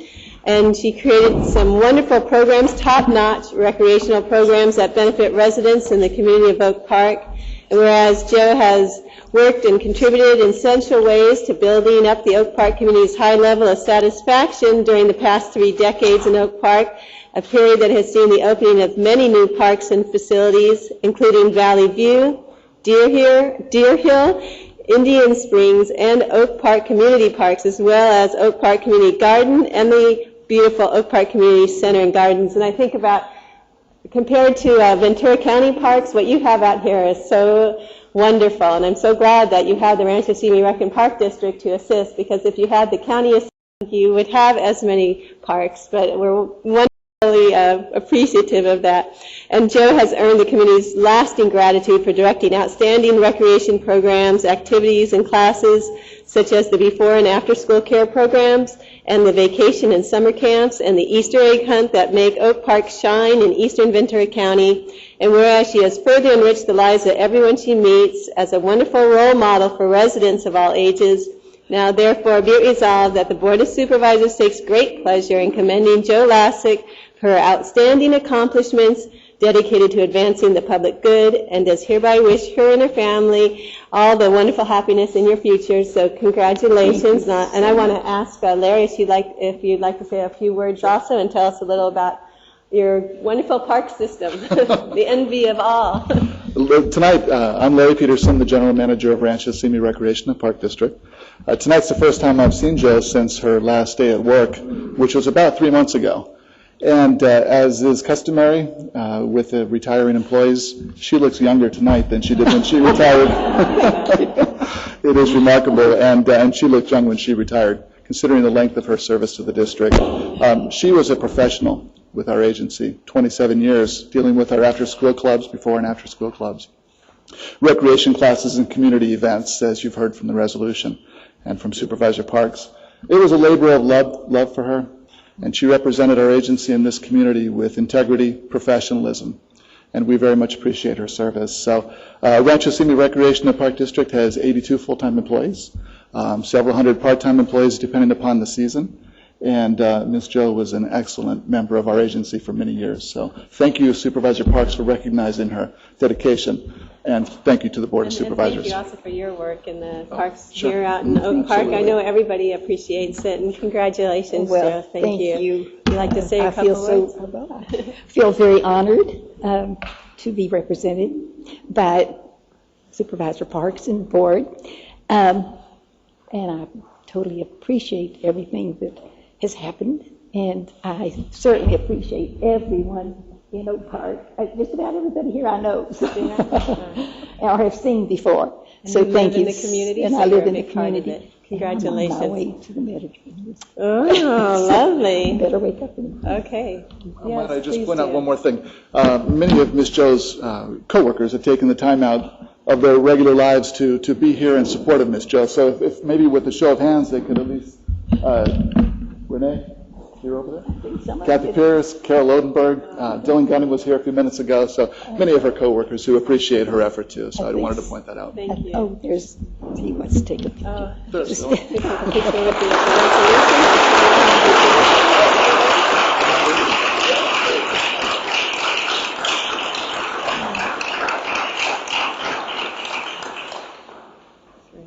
Thank you. Congratulations. Enjoy your retirement. It sounds like you are. She says she's on her way to the Mediterranean tomorrow. I don't want to keep her. And Supervisor Bennett, Chair Bennett, there's another item.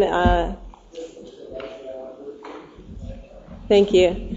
And this is actually more of certainly a more solemn resolution. This is to recognize Brian Wolverton, and I believe his parents are here to accept this. If you'd like to come on. We're not able to hear you. You might want to try that mic there. Yeah, I have a resolution that I want to present to the parents of Brian Wolverton if they are here. I believe his mother. Would you like to come on up? And I'd like to read this.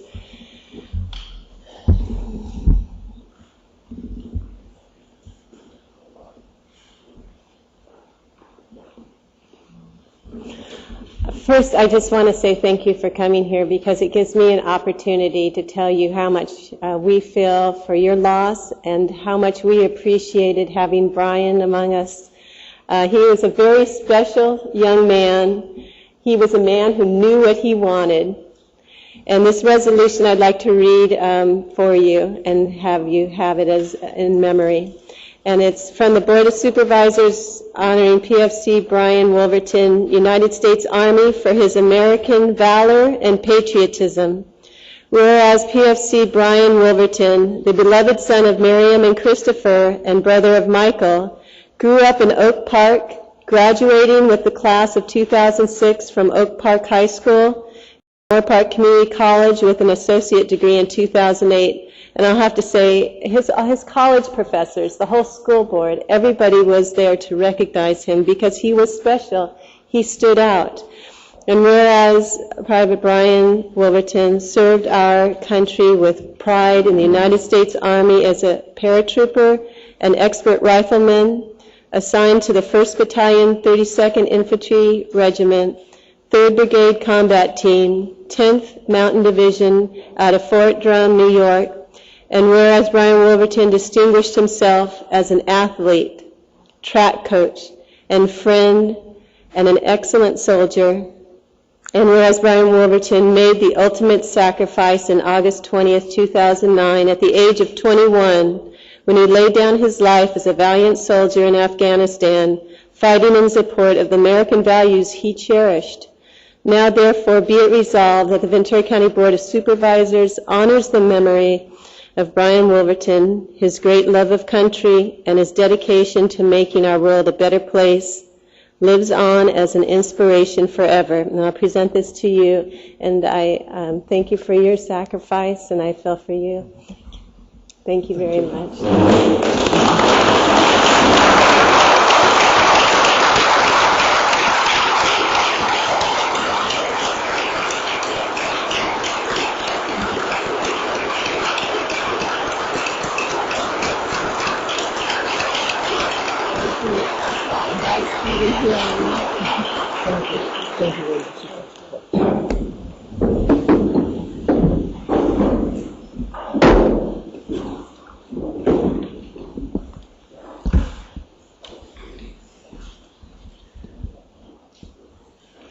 Thank you on behalf of the board for attending this evening, and Supervisor Parks for that opportunity for us to participate in that.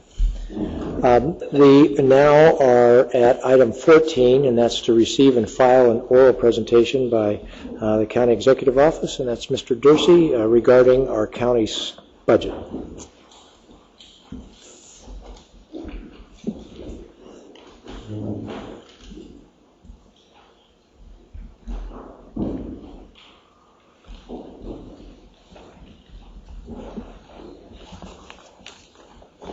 Thank you, Chair Bennett. I don't think anything I will present to you tonight will be anything earth-shattering. I think the ultimate goal of my presentation tonight is to show to you that the state is in bad shape. I don't think that's going to shock anybody. I think but I will give you a little more details of why they're in such bad shape and why we need to be aware and very proactive regarding the state's impacts in the future and what that means to our county. This is just an outline of the state's budget. You see, in 2007-8, they had an actual general fund budget of $103 billion, and what they enacted for this year was $84.6 billion. So those are real cuts. Those are $20 billion that's no longer at the state level. Their budget includes, the total state budget you see is down by about $20 billion, from $129.6 to $109.7 billion. So that's real dollars out of the state budget that they're not spending anymore. That has a significant impact on our operations. Has a probably more significant impact on school operations, but also has an impact on our health and human service operation. Their budget also has a $5 billion surplus. In the current year, they have more revenues. They budgeted more revenues than they budgeted appropriations because they have $4.5 billion that they have to make up for last year's deficit. They include $8.5 billion in federal relief funding in their budget. They include $12.5 billion in revenues from temporary tax increases. If you recall, they increased the sales tax by 1% that ends in 2011 and increased personal property taxes, personal income taxes by a certain amount. So all those taxes will eventually go away. The budget also has $6.6 billion. This is the state's budget, $6.6 billion in other one-time funding, and I'll get to that on the next slide. And I think Supervisor Foy mentioned this, the first 3 months of revenues is down $1.1 billion. They're anticipating about a $7.3 billion deficit going into next year at this time. These are the one-time budget solutions that the state's developed for the current fiscal year. The suspension of Prop 1A, which is $1.9 billion, which Supervisor Long mentioned is $22 million for the county general fund, $8 million for the fire protection district, $1.2 million for the flood watershed protection district, and then another $600,000 or $700,000 from our library district. Another one-day payroll delay. They delayed paying their payroll by 1 day to save $1 billion. Well, that doesn't really save. It's a bookkeeping gimmick. Increase in payroll withholding by $1.7 billion. They just increased the amount that they're taking now, but they're going to have to pay it back eventually if they're increasing your withholding. Same with the acceleration of estimated tax payments of $600 million. Sale of the workers' comp insurance fund, they expect to get $1 billion from. That's one time. And then special loan funds of $500 million. So $6.6 billion of their current year budget is really based on one-time solutions. That's in addition to the $8.5 billion of ERA funding, the federal relief funding, those types of things. So I guess what I'm trying to say is that this is not a one-year deal for the state. This is not something we can expect to go away after 1 year. Here's some of the long-term liabilities that the state looking at. We anticipate about $230 billion of long-term liabilities for the state. Budget-related liabilities of $35 billion. They owe Prop 98, that's schools, $19.5 billion. Employee pay deferral, we mentioned that, about $1 billion. Mandate reimbursements, they owe us from prior years of SB 90 reimbursements. I think they still owe us about $20 million for that. So that's $2.5 billion. You go down the list, economic recovery bonds of $8 billion. So you add all those up and it's $35 billion in budget-related liabilities. In addition to that, they have actual infrastructure, which are actually building something. Now I guess that's good news, because that actually we're getting something concrete out of those infrastructure-related. That's $69 billion, general obligation bonds and lease revenue bonds, which they're building buildings and doing road work and those types of things. Those are the ones that are voted in by the public, those bonds that eventually have to be paid for, but they are actually building infrastructure with those. Retirement-related liabilities, this is where we talk about $130 billion of retirement-related liabilities. Cal, they expect the unfunded liability at about $40 billion, CalSTRS at about $30 billion, University of California $12 billion, and our other post-employment benefits, OPEBs, which are basically health insurance-related liabilities that they have not set a nickel aside for, about $48 billion. So the state, again, $230 billion of long-term liabilities that they're eventually going to have to pay for. the CalPERS, CalSTRS, that $40 billion, for example, in the CalPERS area, they're not even paying enough in annual contributions to pay interest on that. They have a smoothing of a 15-year smoothing on their assets, the losses on the assets. And in addition to that, they amortize on a rolling basis the UAL over a 30-year period. So it's like a never-ending interest-only. Actually, it's worse than an interest-only mortgage. It's a reverse.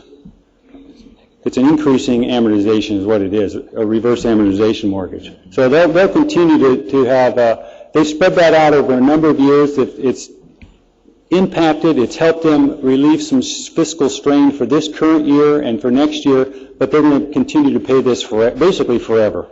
In our situation, what we've done is we've taken a shorter term view, or we're paying it off for a lot shorter time period, but we're actually paying it down. Here's our key budget features for our current budget year. Just to reacquaint your board with this, about a $1.7 billion overall budget. Our general fund appropriations is down about almost 4%, though. A lot of the other areas, general purpose revenues are down significantly due to property tax decreases. Our FTE positions, full-time equivalent positions, are down overall 35 positions. What was adopted was 8,026. We're currently, because we've actually made cuts in the current fiscal year, we're down to now 8,015 overall. Total general fund full-time equivalent positions we adopted 4,767 positions. We're now down to 4,754, but it's also down 115 positions from the prior year. Here's our other issues that we have locally. Our general fund contingency is $1 million. Generally, we like to have about a $2 million general fund contingency. We've already, in this fiscal year, we've already used up $1 million of it. So that is a little concerning, but generally we don't generally spend our contingency. We haven't for the last several years, but this year we have spent $1 million of it. I think that indicates that this fiscal year is a little tighter than it has been in the past.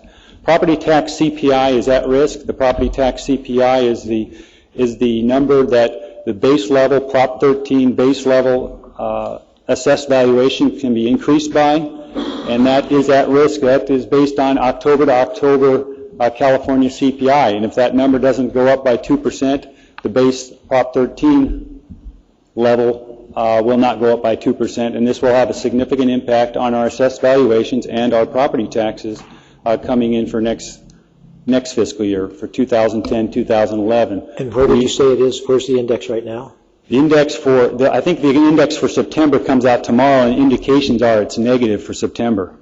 And so this one will be in October. It will come out in the middle of November, and we'll be watching that carefully. And if it's a negative, then our actual property tax assessed valuations will go down. It will give property tax payers a little break, but from a county financing standpoint, it also will have an impact on our revenues going forward. Sales tax related revenues remain down. Our Prop 172 numbers are down still for this year, and our realignment dollars are down for this year. Sheriff, as your board knows, the $5 million attrition mitigation is out there. The sheriff at this point in time expects to need about half of that for this current fiscal year. So we know that the $5 million that we've set aside for the sheriff a good piece of it will need to be used in the current fiscal year. And the Prop 1A suspension, our plan is to be back with your board within the next 30 days with whether or not we think we should securitize that. Right now, as Supervisor Long mentioned, the governor and the the legislators have not decided whether or not they've even adopt the AB 67, or I don't recall the number exactly, but there's an assembly bill up there so they can securitize it. That has not passed yet, so we're waiting for that. We know that the Director of Finance has issued an interest rate of 2%. We think that's a little bit low, frankly, for a 3.5-year loan. So we'll be evaluating that closely, working with the Treasurer's Office, see what they think that a reasonable rate would be. I think the reason that they are only paying 2% is because I believe they think, or the state is actually, that when they issue the securitized Prop 1A suspension, when they securitize that, they are expecting to be able to go tax exempt on that. So that will save them some interest rate. But regardless, 2% seems a little bit low for a 3.5-year loan to the state. But that's just at this point in time. We'll get more information from our treasury and from our outside investment people. Our underwriters will give us some feedback in that regard too. And of course, the retirement contribution increase, that's no news to your board. These next two charts are just some new information we received from the actuary. They're expecting about an 18.7% rate, and they came up with a long-term, over the next 15 years or so, they came up with a long-term estimated county contribution rate. This is the overall rate. They expect to go up to roughly 33% over the next 5 years, and then it'll come down after that. The state, what you'll find, if we ran these numbers for the state, they would continue to go up and up and up over the next probably 30 years. Estimated, these are the dollars. This is just the same, basically the same chart, except it shows the dollars in dollar amount. You see 2009-10, our current budget year, we have about a little over $90 million in contribution. We expect that number, and we are anticipating that number to go up in the $230 million range over the next 5 years. I think your board is very aware of that scenario, so just wanted to reiterate that this is probably our biggest concern relative to financing, and there are a lot of issues that cause this, but the main cause of this is the loss in the stock market from last fiscal year, frankly. The retirement income, if everybody knows their 401k went down, the retirement fund was in no different situation. They lost about 20% of their portfolio. So that 20% loss has to be made up in increased contributions from the employer over the next number of years. That's really all I had for you tonight. Supervisor Foy, sure. Looking at that, over the next 10 years, we're going from 90 to 250, $140 million. And hopefully it gets better. We go down to about $100 million more than we're paying now. But that also is predicated that the stock market has to do well during these next 10 years, right? It assumes that they make the actuarial assumption rate, which is 8%. They've got to get Over every year, this assumes that from here on out, at least, they make 8% return on their portfolio. So if we have any kind of downturn a year from now, 2 years from now, 5 years from now, that just accelerates that to higher levels. Yeah, unless we make. If we have a good year in this fiscal year, if it's a good year in excess of 8%, it helps alleviate some of that in the long run. But overall, the average would have to be 8%, and that's really it's not an arithmetic average, it's more of a geometric average, because if you go up 8% and down by 8% and then go back up by 8%, you're not back to normal. Right. You're still below where you were before. So actually it has to be a little bit higher earnings in the good years than losses in the bad years. Right, because even if we just have a flat stock market, people go, well, at least we didn't lose any. We lose because we have to make 8%. Otherwise, we've lost 8%. That's correct. So it's a big deal. All right, thank you. For a gloomy report. Yes. Anything else, Mr. Dorsey? That's it. I think I just wanted to make sure that your board was aware that that the state is in not good shape, and they're not going to be in any better shape going forward. So that's why we really need to hunker down, and I think your board has made very difficult decisions and kept our finances in order, but we know that the 800-pound gorilla is still out there. Great. Well, thank you very much. You started off by saying you wanted to let us know the state was in bad shape, and after Supervisor Long talked about the polling numbers out there for the legislature and the governor, we certainly... I think we can start referring to Mr. Dorsey as Mr. Doom. Yes, thank you. Thank you very much. He's the message. We need a... I think you could take a poll with these people, and they'd probably say that stay less than 13%. Right. What did they do to us? We need a motion to receive... Move to receive and file. We have a motion to receive and file. We have a 7:30 item. It's now 8 o'clock. We've been at it 2 hours. Board members, does anybody need a break, or do you want to get after it? This is, we have 6 speaker cards on the stop sign issue coming up. 2 minutes. Well, 2 minutes. All right. We're very brief 3-minute break. 3 minutes. And when we say 3 minutes, we mean 4. Okay? But that's it. All right? Off, okay. Well, where are the restrooms? That way? Oh, good, I get to go outside. I don't, there's 2 open. I didn't see that. Open those doors. I thought didn't do the joke because I should it feels like that.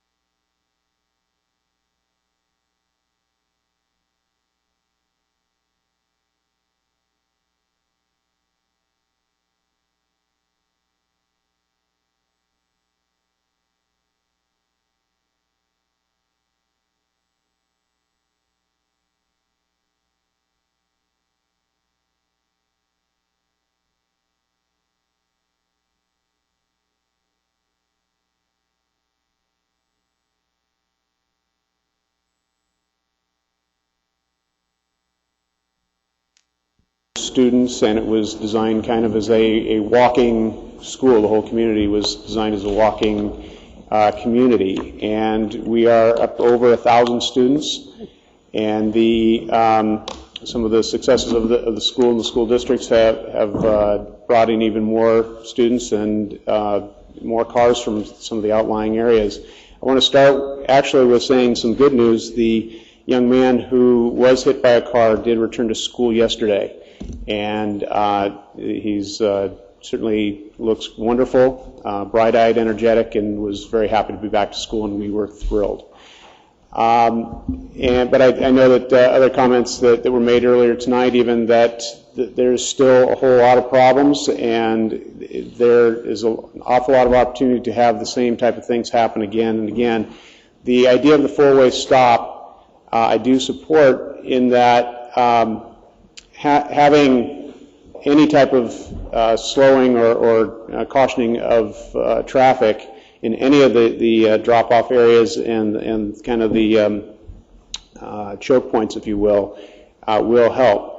I do stand out in the parking lot a whole lot and on the drive areas, and seeing how even some breaks in the traffic coming up will allow more traffic to come out of our parking lot.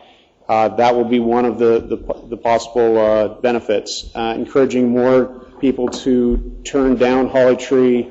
If you're going up Doubletree and you turn right, to drop off on one of the on Holly Tree itself and not our back stairways.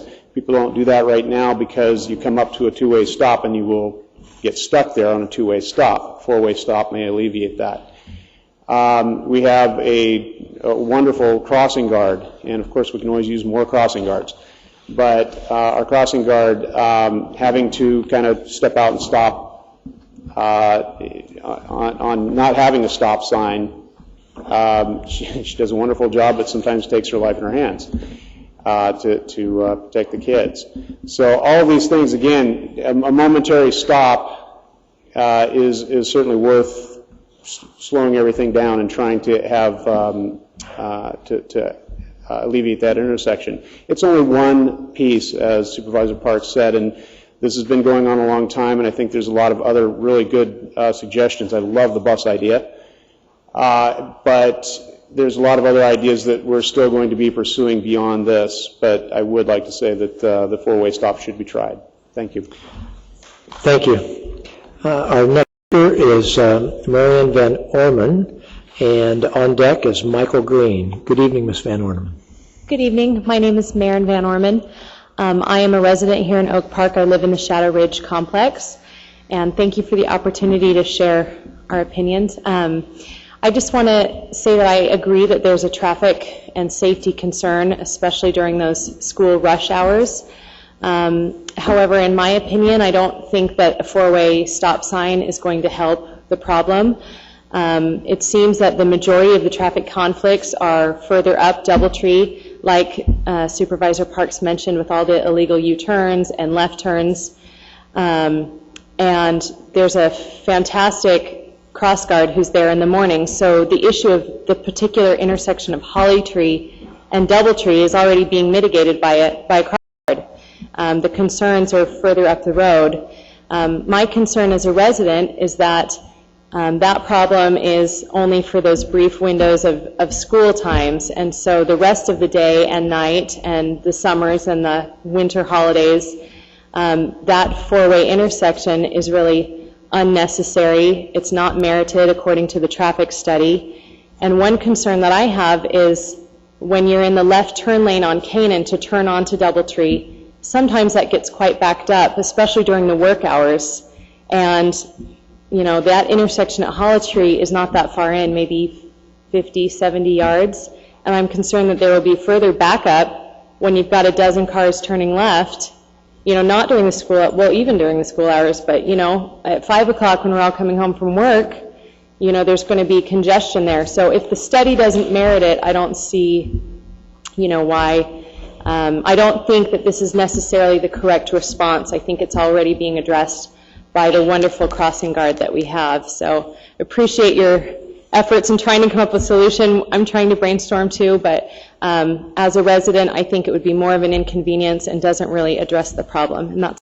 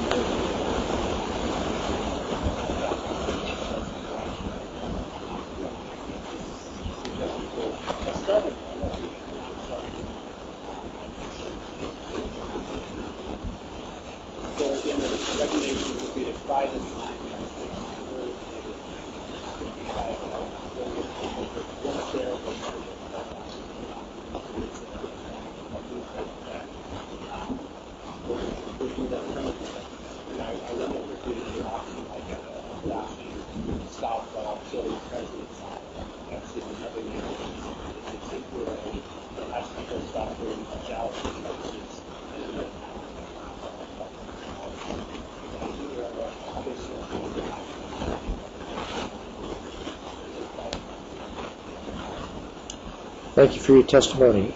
Mike Pauley and Paul, okay, I got it right the first time, and on deck, Barbara Schwartz. Good evening, Mr. Paul. Thank you. Good evening again. And I wanted to speak in support of the four-way stop sign. Obviously, you've heard various comments already from some of the other residents. This is a very difficult area for our community because we not only have the parents going through that particular intersection, dropping their kids off, but we also have 1,200 students making their way, many of them through that area as well. And so you've got a lot of young drivers driving through that intersection. We have a lot of multifamily housing surrounding that particular intersection. So there's just an awful lot of traffic. Clearly, the biggest problem is during the peak hours of drop-off and pickup. But you know, I think as a trade-off, I'd rather see us put in a situation where we can slow that traffic down. It is, you know, I've dropped my kids off for years at the school there, and it just seems an odd place to not have a four-way stop, because trying to make a left turn there to go through the regular drop-off, and without a map it's kind of hard to explain, but you have to make a left while cars are coming through and hope that you can beat somebody through before somebody races up coming off of Canaan. It is very difficult. The crossing guard takes lots of risks every single day standing out there. And we've got, between the young drivers, between people dropping off, you know, it is a definite safety issue for us. We need to reduce the risks of accidents. I'd rather save one child's life and inconvenience another driver for 5 seconds to make a stop. I think that's something we have to look at as a community. It really is warranted, in my opinion, and the opinion of many in the community, including a unanimous vote on the MAC. If it doesn't work, we have the option of removing it, but I think it's, of all the intersections that we've looked at in this community, that one absolutely needs more traffic control. We cannot afford to have another accident in that area. Thank you. Thank you very much for your testimony, Mr. Paul. Barbara Schwartz, and on deck, and our last speaker, Linda Fergasse. Thank you very much. Good evening. I'm in my 6th year on the Parent Faculty Executive Board at Medea Creek Middle School. Having said that, I'm here just as a private citizen. But every year we discuss at length safety concerns for the 1,000 students coming and going each day in our school located on Doubletree. This year, 25% of our student body is out of district, thanks in large part to our great API scores. We've set up an online carpool network. We repeatedly communicate safe drop-off and pickup rules. Despite these efforts, traffic remains dangerous and difficult on Doubletree. It's in large part to the school's location. The block of Doubletree Road is nearly 1/2 mile long. So students are put in a predicament of having a very long walk to cross at the crosswalks at either end of Doubletree Road. I I'm so glad that Supervisor Parks is taking action, that our MAC has taken so much action to do what they can with signage and curbing, the sidewalk or the stop sign proposal. I don't know if that will be beneficial or not. I really do not. I do know that we have felt for the past 5 years that it was merely a matter of time before we had a serious accident, and we feel unless we get a big fix, we're going to have one again. Personally, I don't think the four-way stop will alleviate the fact that Doubletree Road is nearly half a mile long. We met last month, or excuse me, just 2 weeks ago, and the administration, a number of parents, and we felt strongly that if we were to have a sidewalk midway along this nearly half-mile block that was controlled with an electronic signal, it would control the crossing that is legal. The jaywalking actually is legal along that section, but it would control it into one spot.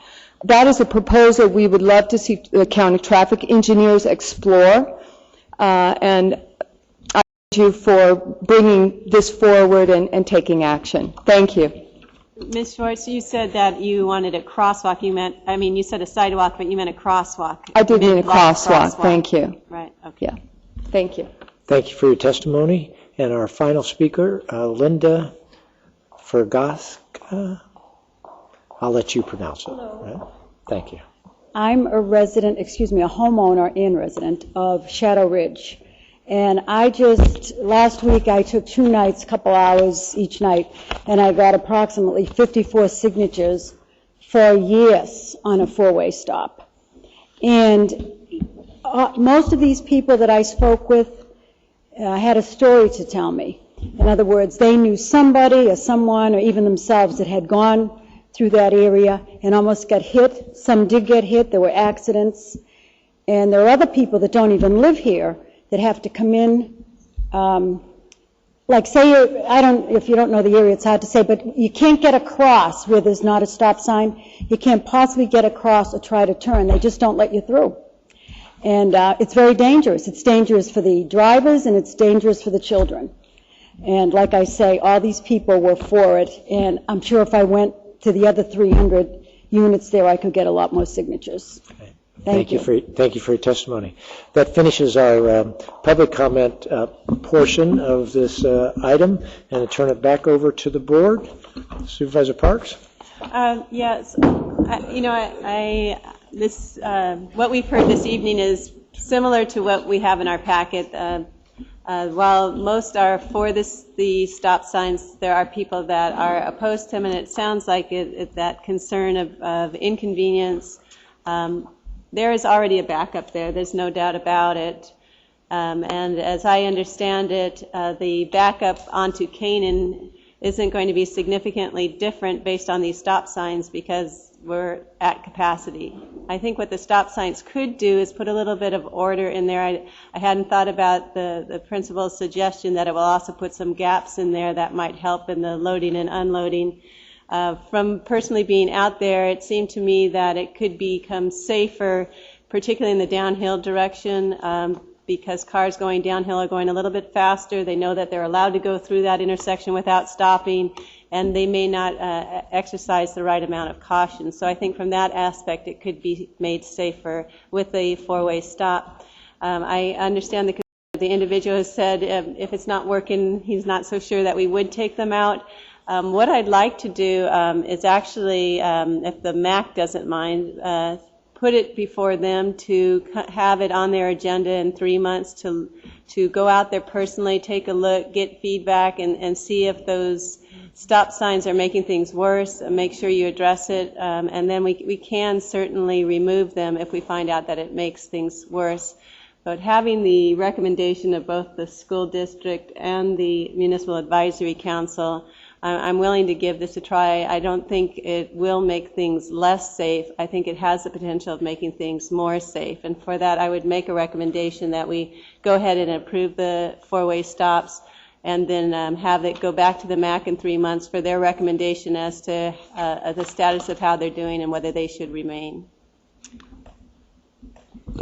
I'll second that motion then. Supervisor Foy? I appreciate this information. I appreciate you putting both sides of that in there.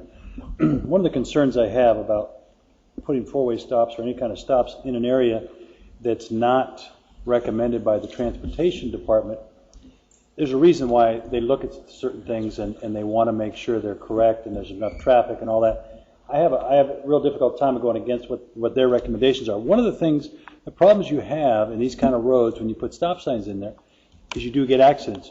We ended up here in East County putting a stop sign in a country road, a stoplight, and the Highway Patrol's not here, but one of his cohorts, who's director of the safety for trucks and everything else in the county, stopped at that stop sign. People didn't realize it was here, and he got rear-ended in that, hurt his back.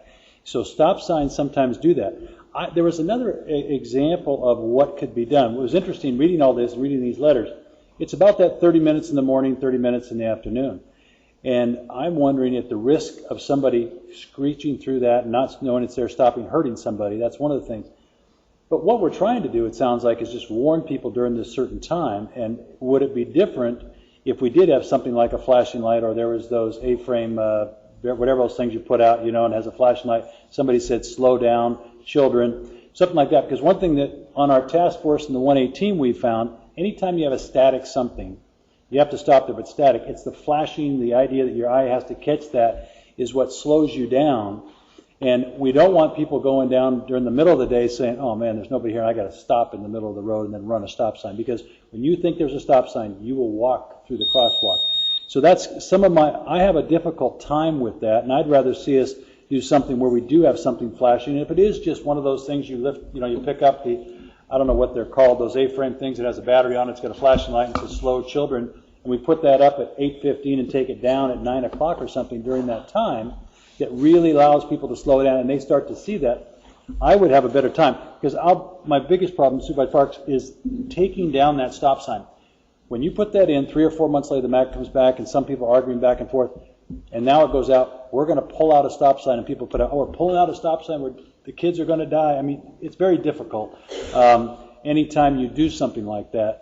And I'd hate to put us in a situation, because we've known it. My chief of staff is the ex-chief of the Highway Patrol for this whole area, and he talks about these different types of things that go in. There's just so much evidence of accidents when you put stop signs in places where people don't expect them to happen.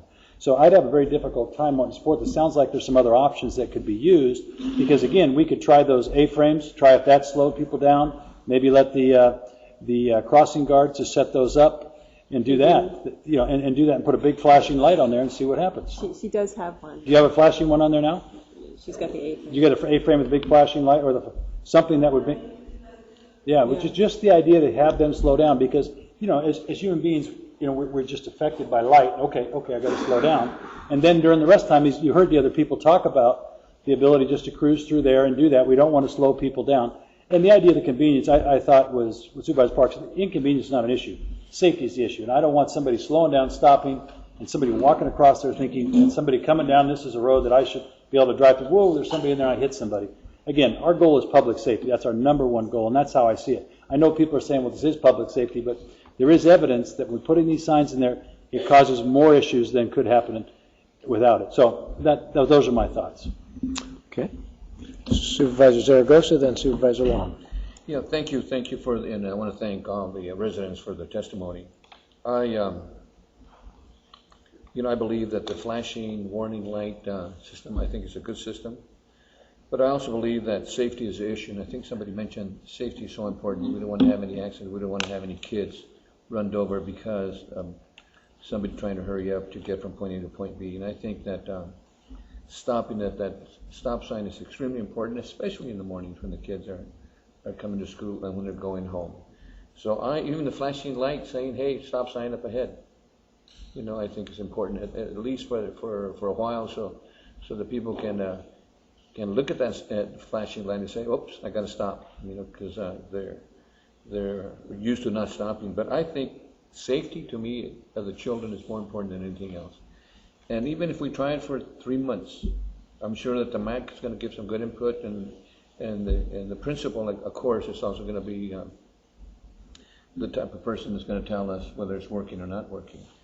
And I'm looking more into safety of the children and convenience to the residents having to stop for the stop sign. And I think 3 months, it might be a good time period to, or maybe 4 months, to try the sign, and I'm sure that the MAC, I really love the testimony and the type of members that you have in the MAC here. They're pretty well versed, and I think they're very well concerned about the neighborhood. So I believe that safety of the children is much more important to me than an inconvenience to a driver. Supervisor Long. Waiting for a light to come on. Old habit, huh? No, up. There you go. It's a long night. Thank you, and thank you, Supervisor, for bringing this forward. These are always tough. I've had this in my district, and I think the first thing you do is you listen to the community, and certainly hearing from the principal and from the PTA folks and the MAC, and I know in looking at the documents, the history of struggle on what are the correct solutions around this school site and other school sites. And I think in many school sites there may be different solutions. But in this one, it sounds to me like there is a real request to change behavior. And that's what needs to take place, change behavior of the drivers who are bringing their precious children to this school. And they are precious children. And putting in a four-way stop, 4 ways, and slowing people down, opening up a gap for easy access and movement through the intersection is going to change behavior. And that in itself will give the opportunity for both the school and the parents to engage in other solutions that may come further down the road as this is put in place, and you get to experience it. I think it sounds just everything we've heard tonight from this community is they are fully engaged. And if in 3 months or 4 months the MAC comes back and the PTA folks come back and they say, we found other alternatives, there's no longer a need for this, it may be the first that you pull those signs out. So I certainly would support the recommendation because it is coming from the community, and I have been there, and I know. And I'll have to say, in those places where we've taken this action before, I have not heard any time that we've gone in to pull it out because it didn't do what it needed to do, which was change behavior. So I support the action. I seconded the motion. I appreciate the comments of the principal that this is not the solution, it's just part of the solution, and I just challenge everybody to continue to be creative and try to find both what's really going to work and what's also going to be a win-win for as many people as possible. So with that, we have a motion and a second. And I think I'll do it this way. Are there any objections to the motion? I think one. Right? So the motion passes 4-1. Appreciate everybody's comments and appreciate all the people from the community on both sides. It was very helpful testimony for us to hear this evening on this item. Supervisor Parks. And I just want to say we're going to continue working on this. I know I was out there with our transportation director who also had some suggestions that haven't been considered yet. So we'll continue working on this and try to make it as safe as we possibly can. Thank you. Okay, we are now to items that will go fairly quickly, and that's item 19, approval of amendment to TRICARE institution contract. It's our healthcare agency. Catherine got short straw. Right. Good evening. Good evening, Chairman Bennett, Mr. Carroll, members of the board. The item presented before you is to allow the healthcare agency director and or designee to sign. Excuse me a minute. If I could ask the audience, I don't have a big powerful gavel up here, but if I could ask the audience to allow us to be able to hear the speaker by taking your conversations outside, we'd appreciate it. Okay. All right. The item presented before you is to request for your approval to allow the healthcare agency director and or designee to sign the amendment agreement with TRICARE. TRICARE is a comprehensive healthcare benefit program under the Department of Defense for the uniformed services for their family members and survivors. This agreement or amendment in the agreement will result to an increase in the revenue. However, there are no additional costs as there is no change in the services. I'll be happy to answer any question. Do we have any questions? Move the recommended action. Second. It's been moved and seconded. Is there any objection? The motion passes. We're on to item 20. Thank you very much. Chair Bennett, I'll take this one. Thank you, Mr. Carroll. 20 is your board's response to the grand jury report entitled, Is Your Restaurant Clean? The report originally had 8 recommendations, including implementing a letter grading system for the restaurant inspection program here at the county. The grand jury response, or the original report, requested responses from your board on 3 of the 8 recommendations in the report, including the restaurant inspection grading recommendation. However, as your board is required by law to respond to all findings and recommendations, the response today covers all those. Given the importance of the topic, all 8 recommendations, and given the importance of the topic and your board's previous deliberations on this program, we've asked Environmental Health Director Bob Gallagher to come up and briefly walk through the 8 recommendations that are made on the report this morning, and then answer any questions your board may have, given the importance of the topic. So, Mr. Gallagher. This evening. Thank you. For the record, I'm Robert Gallagher, the Director of the Environmental Health Division. I appreciate the opportunity right now to stand for a couple minutes, so it's good.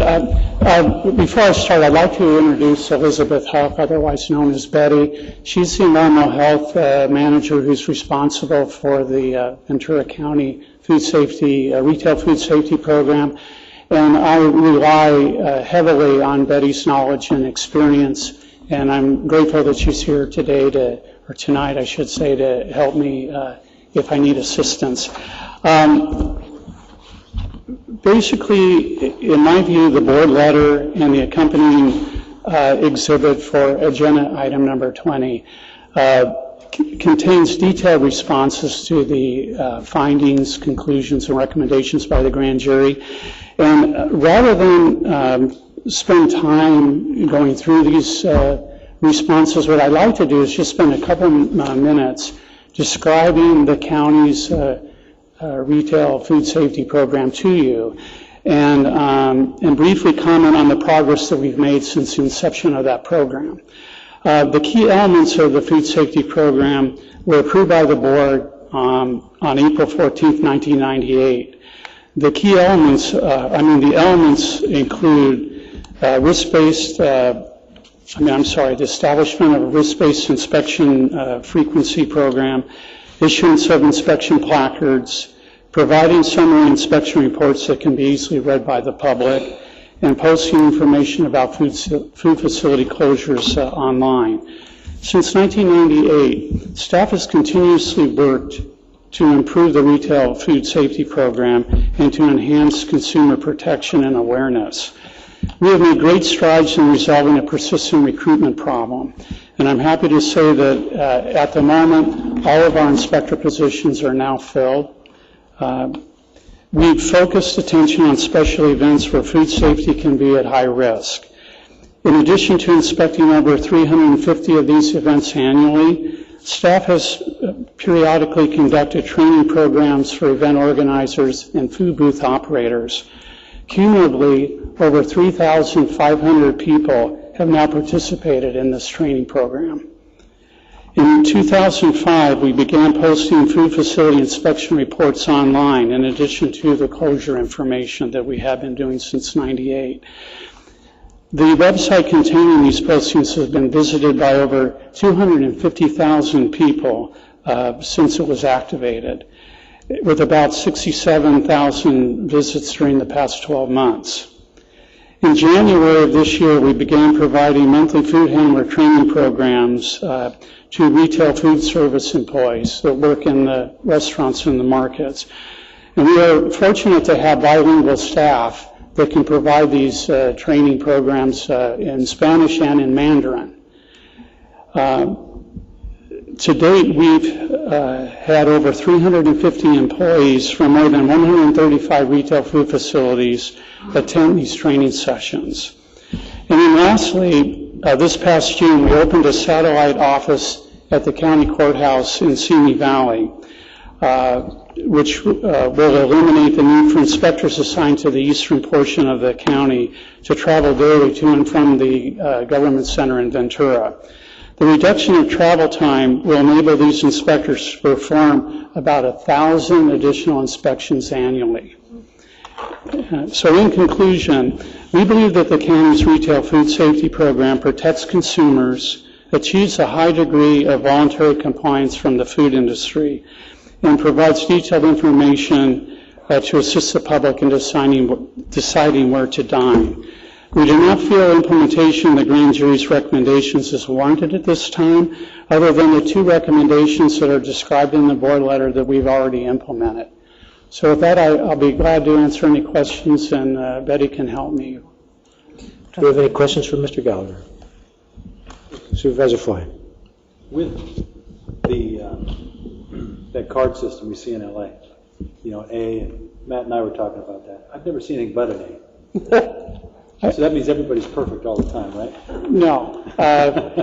And to be quite honest with you, you know, we don't expect food facilities to be perfect. It's a very dynamic environment when they're operating, and normally we do find minor violations pretty commonly, but the most important thing is that generally speaking, when we do our inspections, the food that's produced from those facilities is safe. Right. And I think that's just a real important thing to point out, and that when we find conditions where that's not the case, we close the facility until they make corrections. And we do that routinely, and I think your board offices are aware of those times when we do that. So I guess the system that they wanted, recommending, that the grand jury is recommending, as we talked about, give us a false sense of security. Because how often does anybody in LA or Ventura County, how often do you inspect a restaurant? Well, our goal is to inspect restaurants 3 times a year based on the risk-based inspection program, but because we've had staffing shortages, we've been able to do about 2 a year at the most. And so even if you inspect it every month, the idea that you come in today and tomorrow my hot water heater goes out and I don't have hot water, you can't control that. So it's just, I guess I just was looking at it, the sense of the placard system of an A or something like that system the grand jury is talking about gives me a false sense of security. If you really have a good operator, you're just not going to have a good operator. Well, I believe a really good point. And as I said earlier, if any of you that have ever been in a restaurant kitchen, especially around the heavy serving times, it's a very dynamic situation. And so we're only going to be in a place at the best, you know, once every couple of months. So our primary focus, and this has been our focus since we took this program to the board in '98, is to provide food safety education to the food, you know, the handlers and the owner and operators, and try and get them to voluntarily comply all the time when we're not there. And so that's our focus, and we think that that's a very effective way to do this program. No, but I agree with your comments about not setting up a program, so thank you. Supervisor Long. Mr. Chair, yes, thank you. I agree with the report as presented to approve the response to be sent forward to the grand jury. We really have over years discussed this and discussed different methods of how to improve and ensure the public that we're doing the very best job we can to ensure safety in the food handling. And I think the best thing we did was that training program for both special event handling, because that seems to be where you get if you're going to get a problem there, and also for the food handlers in the restaurants, because what you're doing with otherwise is a snapshot in time. I mean, I've certainly walked into restaurants in other counties that use a grading system and walked out wondering why they had that posted and how'd they get that, and so there isn't a guarantee. It is a snapshot, and I think the department's doing an excellent job with both the service training opportunities, the special event training opportunities, and I hear from the public, from the special events people all the time, that they appreciate that training, because then they feel they're going to have a better public response to their events. Nobody wants to have a guacamole incident and shut down an event that they'll never get their reputation back, and neither does a restaurant. And I know we're also complaint driven, so you get a complaint on a facility, you go out and you address it immediately. So in addition to the training and the food handling, and we're still complaint responsive. Right. So I think this is the appropriate response. Thank you, Supervisor Parks. Right. I do support the response. I like the part in the findings of the grand jury that found that, when the public complains regarding a restaurant's sanitary conditions, they result in an immediate investigation by the Environmental Health Department, and I think that certainly is our priority. One response on page 13 talks about the grand jury concludes that EHD's second priority should be consumer notification.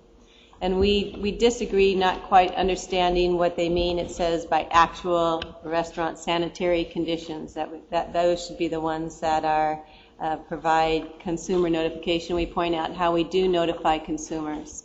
My thought on this is that we can do more in the sense of letting people know that we have this website. And I would like to see us do a little bit more in providing that information that people can go on and find out about their restaurants. I would be surprised if, more than maybe 50 people in the county who aren't part of the county family know that this website exists. So I'd like to be able to see that we can get that information out, maybe put it on the front of our county webpage, that you have that, that click right there to go right to where the restaurants are, but do something a little bit stronger in getting that information out, that we do have this service available, and it is a really good service.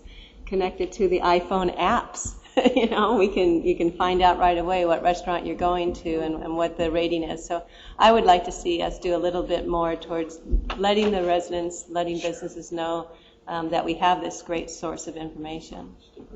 We'd be glad to do that. All right. Any other comments? We're ready for a motion. I'd move the approval of the response to the grand jury report submitted to the presiding judge. It's been moved and seconded. Is there any objection? Seeing none, that motion carries. We're to item 21. And Public Works, Mr. Bacala. Good evening, Chair Bennett, members of the board, Mr. Carroll. Reddy Bacala with the Water and Sanitation Department of the Public Works Agency. This item before you is for acceptance of $873,000 United States EPA grant for construction of El Rio Sewer Project. At the request of Congresswoman Capps, county received additional appropriations in the EPA budget. 45% of the matching funds for this grant will be coming from the state loan, which we have already secured for phase 5B of the El Rio Sewer project. To comply with this timeline we have from EPA, we are requesting that your board authorize the Director of Water and Sanitation to execute this grant agreement. That concludes my verbal presentation. We'll be glad to take any questions you might have. Thank you. Do we have any questions? Supervisor? Mr. Chair, I want to thank Mr. Bacala and his staff for the continued outstanding work that they're doing for the El Rio residents, and also thank the Congresswoman, for getting us additional dollars. The reduction of cost, to the residents of El Rio is very important. In fact, I'm sure that we have another report coming up on the additional $8 million that hopefully we're going to get for the El Rio residents. And the projected cost to the El Rio residents is going to reduce dramatically as a result of all the funds that we're receiving from different grants and so forth. So I really want to thank you. And I think in the report that's coming later on to us, the rate that the residents of El Rio are going to benefit from are going to be from $150 down to less than $65 a month. That's correct. Next week I'll be coming in front of your board with a report on El Rio Sewer project, and at that time I'll give you a full report about how much grant money was secured and what the expected rates would be in El Rio. So I think that's a big benefit, And if there's no other comments, I'd like to make a motion to approve that. We have a motion. Second. And it's been seconded. And are there any objections? Seeing none, that motion passes. Thank you. Thank you. Item 22, Third amendment to the implementation of the unincorporated county stormwater program. Mr. Pratt. Good evening, Chair Bennett, board members, Mr. Carroll. For the record, my name is Jeff Pratt, Public Works Agency. This item is a companion... Hold on a second, Mr. Pratt. We're supposed to do 22 and 24 together. Just getting there. I mean 23 and 24 together. 22 and 24. Okay, not 22 and 24. Got it, good. 23 and 24 we're going to do together. Thank you very much. Yes, this item is a companion item to 24, so when I finish my presentation, I'll be turning it over to Norma Camacho with the Watershed Protection District. Of course, this item proposes a third amendment to a cost share agreement that was originally signed in 1992. The cost share agreement applies to principal permittee fees. It was signed by 10 cities, unincorporated county, and the Watershed Protection District. We're asking your board for permission to enter into this third amendment as the unincorporated county, with you sitting as the Board of Supervisors for the unincorporated county. And it's the awkward moment where your board has to wear another hat as the Board of Directors for the Watershed Protection District and approve the companion item. Our share, the unincorporated county share this year, is about $319,000. You'll notice that that's about $200,000 more than we paid last year. That's because we're in the third term permit. The principal permittee fees went way up. And of course, the principal permittee fees are those administrative activities associated with our NPDES permit. They include reporting, monitoring, which is probably one of the bigger cost centers and has gone up the most, and outreach, among other things. The cost share is based on a percentage of BAHUs with the cities. It represents about 22% of the shared cost, and we feel that it's fair, and it's been agreed to by the city's city managers and their public works directors. And with that, I'd be happy to answer any questions you might have. Sorry. Do we have any questions for Mr. Pratt? And we may want to ask questions about both 22 and 23. 24. Well, it's 22 and 24. You're right. I'm just it's these late night meetings, right? Go ahead. Yeah. Good evening. For the record, my name is Norma Camacho, Director of the Watershed Protection District. And what I just want to add to Mr. Pratt's presentation here is basically the NPDES implementation period. We're talking about a one-year agreement. We have appropriated approximately $2.48 million this year for permit implementation.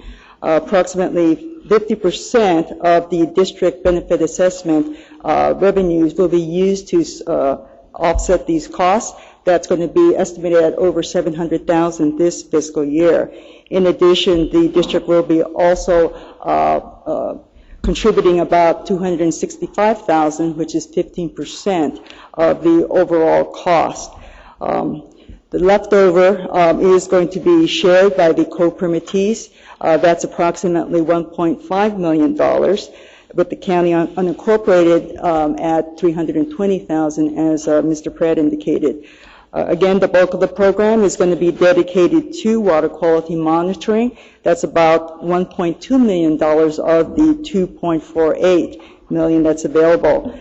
As part of the new permit, we're going to be adding approximately 11 new sampling stations to monitor urban runoff throughout the county. We're also going to be continuing our regional public education program. That's approximately $200,000. We do have an item tonight that we will discuss regarding public education. Also, we are going to be participating in a Southern California regional bioassessment study in which approximately 5 samples will be taken from each watershed. And again, this is going to be done in coordination with SCORP. And so there's going to be a lot of activities this year. We're also running some test sites for bacteria monitoring retention systems in Oak Park itself this year. So that's going to be something that we are going to be implementing and assessing for possible regional use. If you have any questions regarding the implementation agreement, one thing I do want to add is that the jurisdictions are taking this item to their specific boards and councils for approval as well. The majority of the jurisdictions will be taking their items in October, November of this year. And so if you have any additional questions, I'd be happy to answer them at this time. Do you have any questions from Ms. Camacho? Do you have any questions? Supervisor Floyd. Just looking at these numbers here under your Exhibit B, why is it that the some of the cities, like Thousand Oaks and is paying $255,000 while the whole county is paying only $319,000. How is this made up, these BAUs? Yeah, these are the benefit assessment units that are attributed to each of those specific jurisdictions. And so basically, the way that we had structured this agreement is that the share of costs will be distributed in proportion to the BAUs that contribute revenues to this particular program. And so currently, the unincorporated county has about 73,000 BAUs, whereas the city of Thousand Oaks has about 58,000 BAUs that contribute to this program. Mm-hmm. Okay. So we have more benefit assessment units than Thousand Oaks. Okay. Doesn't necessarily mean property's worth more, it just means the benefit assessment, benefit assessment is there. Let's find a way to... Okay. Mm-hmm. Yeah, one thing that Gerhard just mentioned right now is that the benefit assessment units is calculated on the imperviousness of those particular parcels within the specific jurisdictions. Impervious, you said? Yes. Mm-hmm. Oh, okay. So Thousand Oaks is leakier than the county is. Is that what we could say? What's that? Mm-hmm. Which is more water, okay. Mm-hmm. Or cement. All righty. Any other questions? We need a motion on 22 and then a motion on 24. I move the recommended action on item 22. Second. Moved and seconded. Any objections on item 22? Any objections going once, twice? No? No objections? All right. We're for item 24. We need a motion. Moved and seconded. Any objections? Seeing none, both items 22 and item 24 now have passed. We're at item 23 and making progress now. Great. Good evening, Chair Bennett, board members, Mr. Carroll, and members of the public. For the record, Gerhard Hubner, Deputy Director, Watershed Protection District. I'm also representing the Ventura Countywide Stormwater Quality Management Program. I'm here today, or tonight, requesting approval and authorization for the Director of Public Works to sign a consultant contract with the agency of Camarillo to carry out the MPDS stormwater permit required public outreach program and the expenditure of $195,000. If you'd like, I can go over the highlights of today's item at your discretion. Only if we'd like. Anybody'd like that? Stay an extra hour to do that. Yeah. Supervisor Bennett, I have some questions on Exhibit C, even on the revision. This is the time to ask them. Go ahead. The payment by stages, do you want me to follow the percentage or do you want me to follow the dollar amounts because they don't match?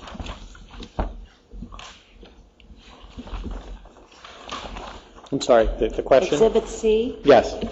If you look at the payment dollar amounts versus percentage, they don't match. 30% of $195,000 is $58,500 versus $59,748. Which one do you want me to follow?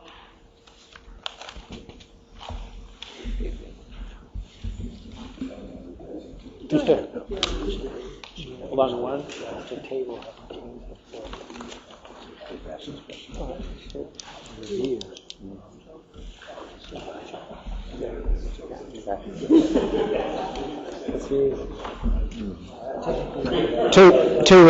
you what I'm going to do. I'm going to give you guys time. I don't want to make a snap decision. We'll go on to item 25, and you guys talk, and we'll come back to this item. Sure. All righty? Great. Item 25. Go ahead, Mr. McCullough. Good evening again, Chair Bennett, members of the board, Mr. Carroll, Reddy Pacala with Water and Sanitation Department of the Public Works Agency.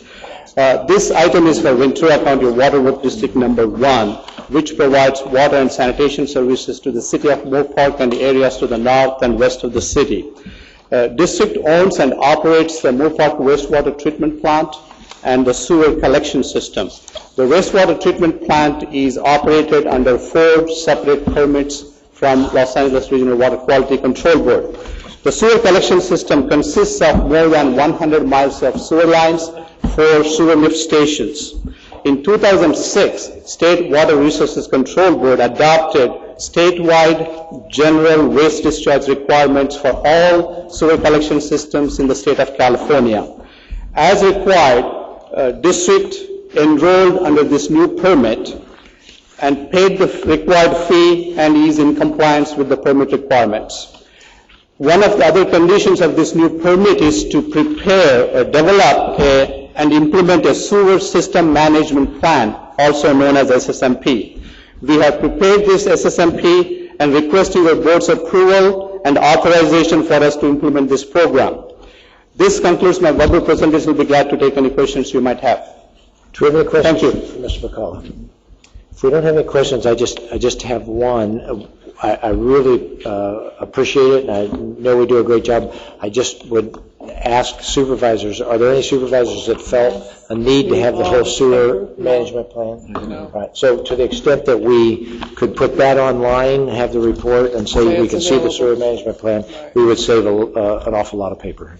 Yeah. So that's just sort of a side comment. It won't be part of the motion, obviously, but we need a motion for staff's recommendation. Move approval.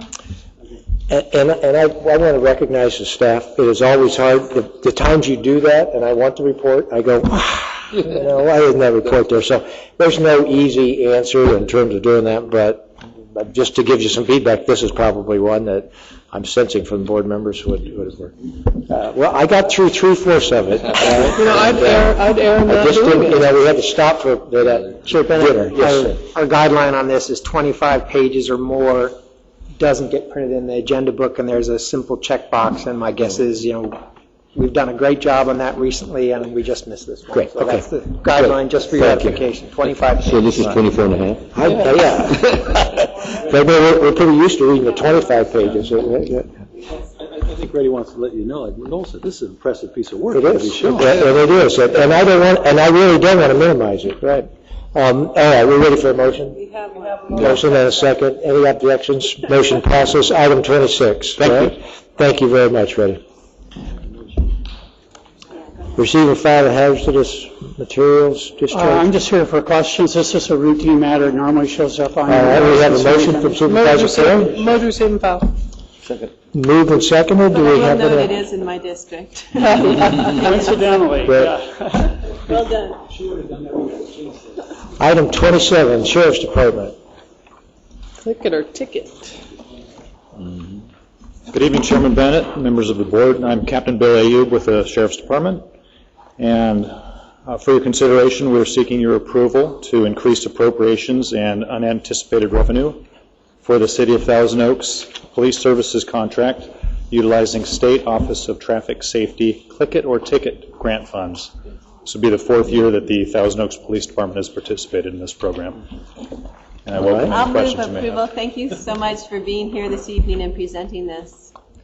It's a long evening. Thank you very much. Yeah. Moved and seconded. Any objections?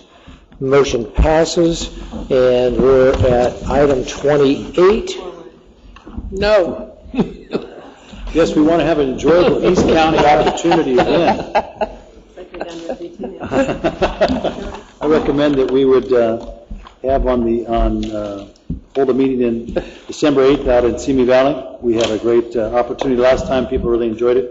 And as we come out here, I think it's an opportunity for us to bring county government to the people. Well, I have to second that because another chance to come to God's country. I mean, I That's cannot pass that up. Find you that. That's what you like. I would say that's going to make it God's country, right? All right. We have a motion and a second. Is there any objection? All right. Motion passes. Now we are ready to return to item 23. Were you guys able to work it out? Yes, we have. Okay, Cell great. phone to cell phone, what'd you figure out? So we figured it out.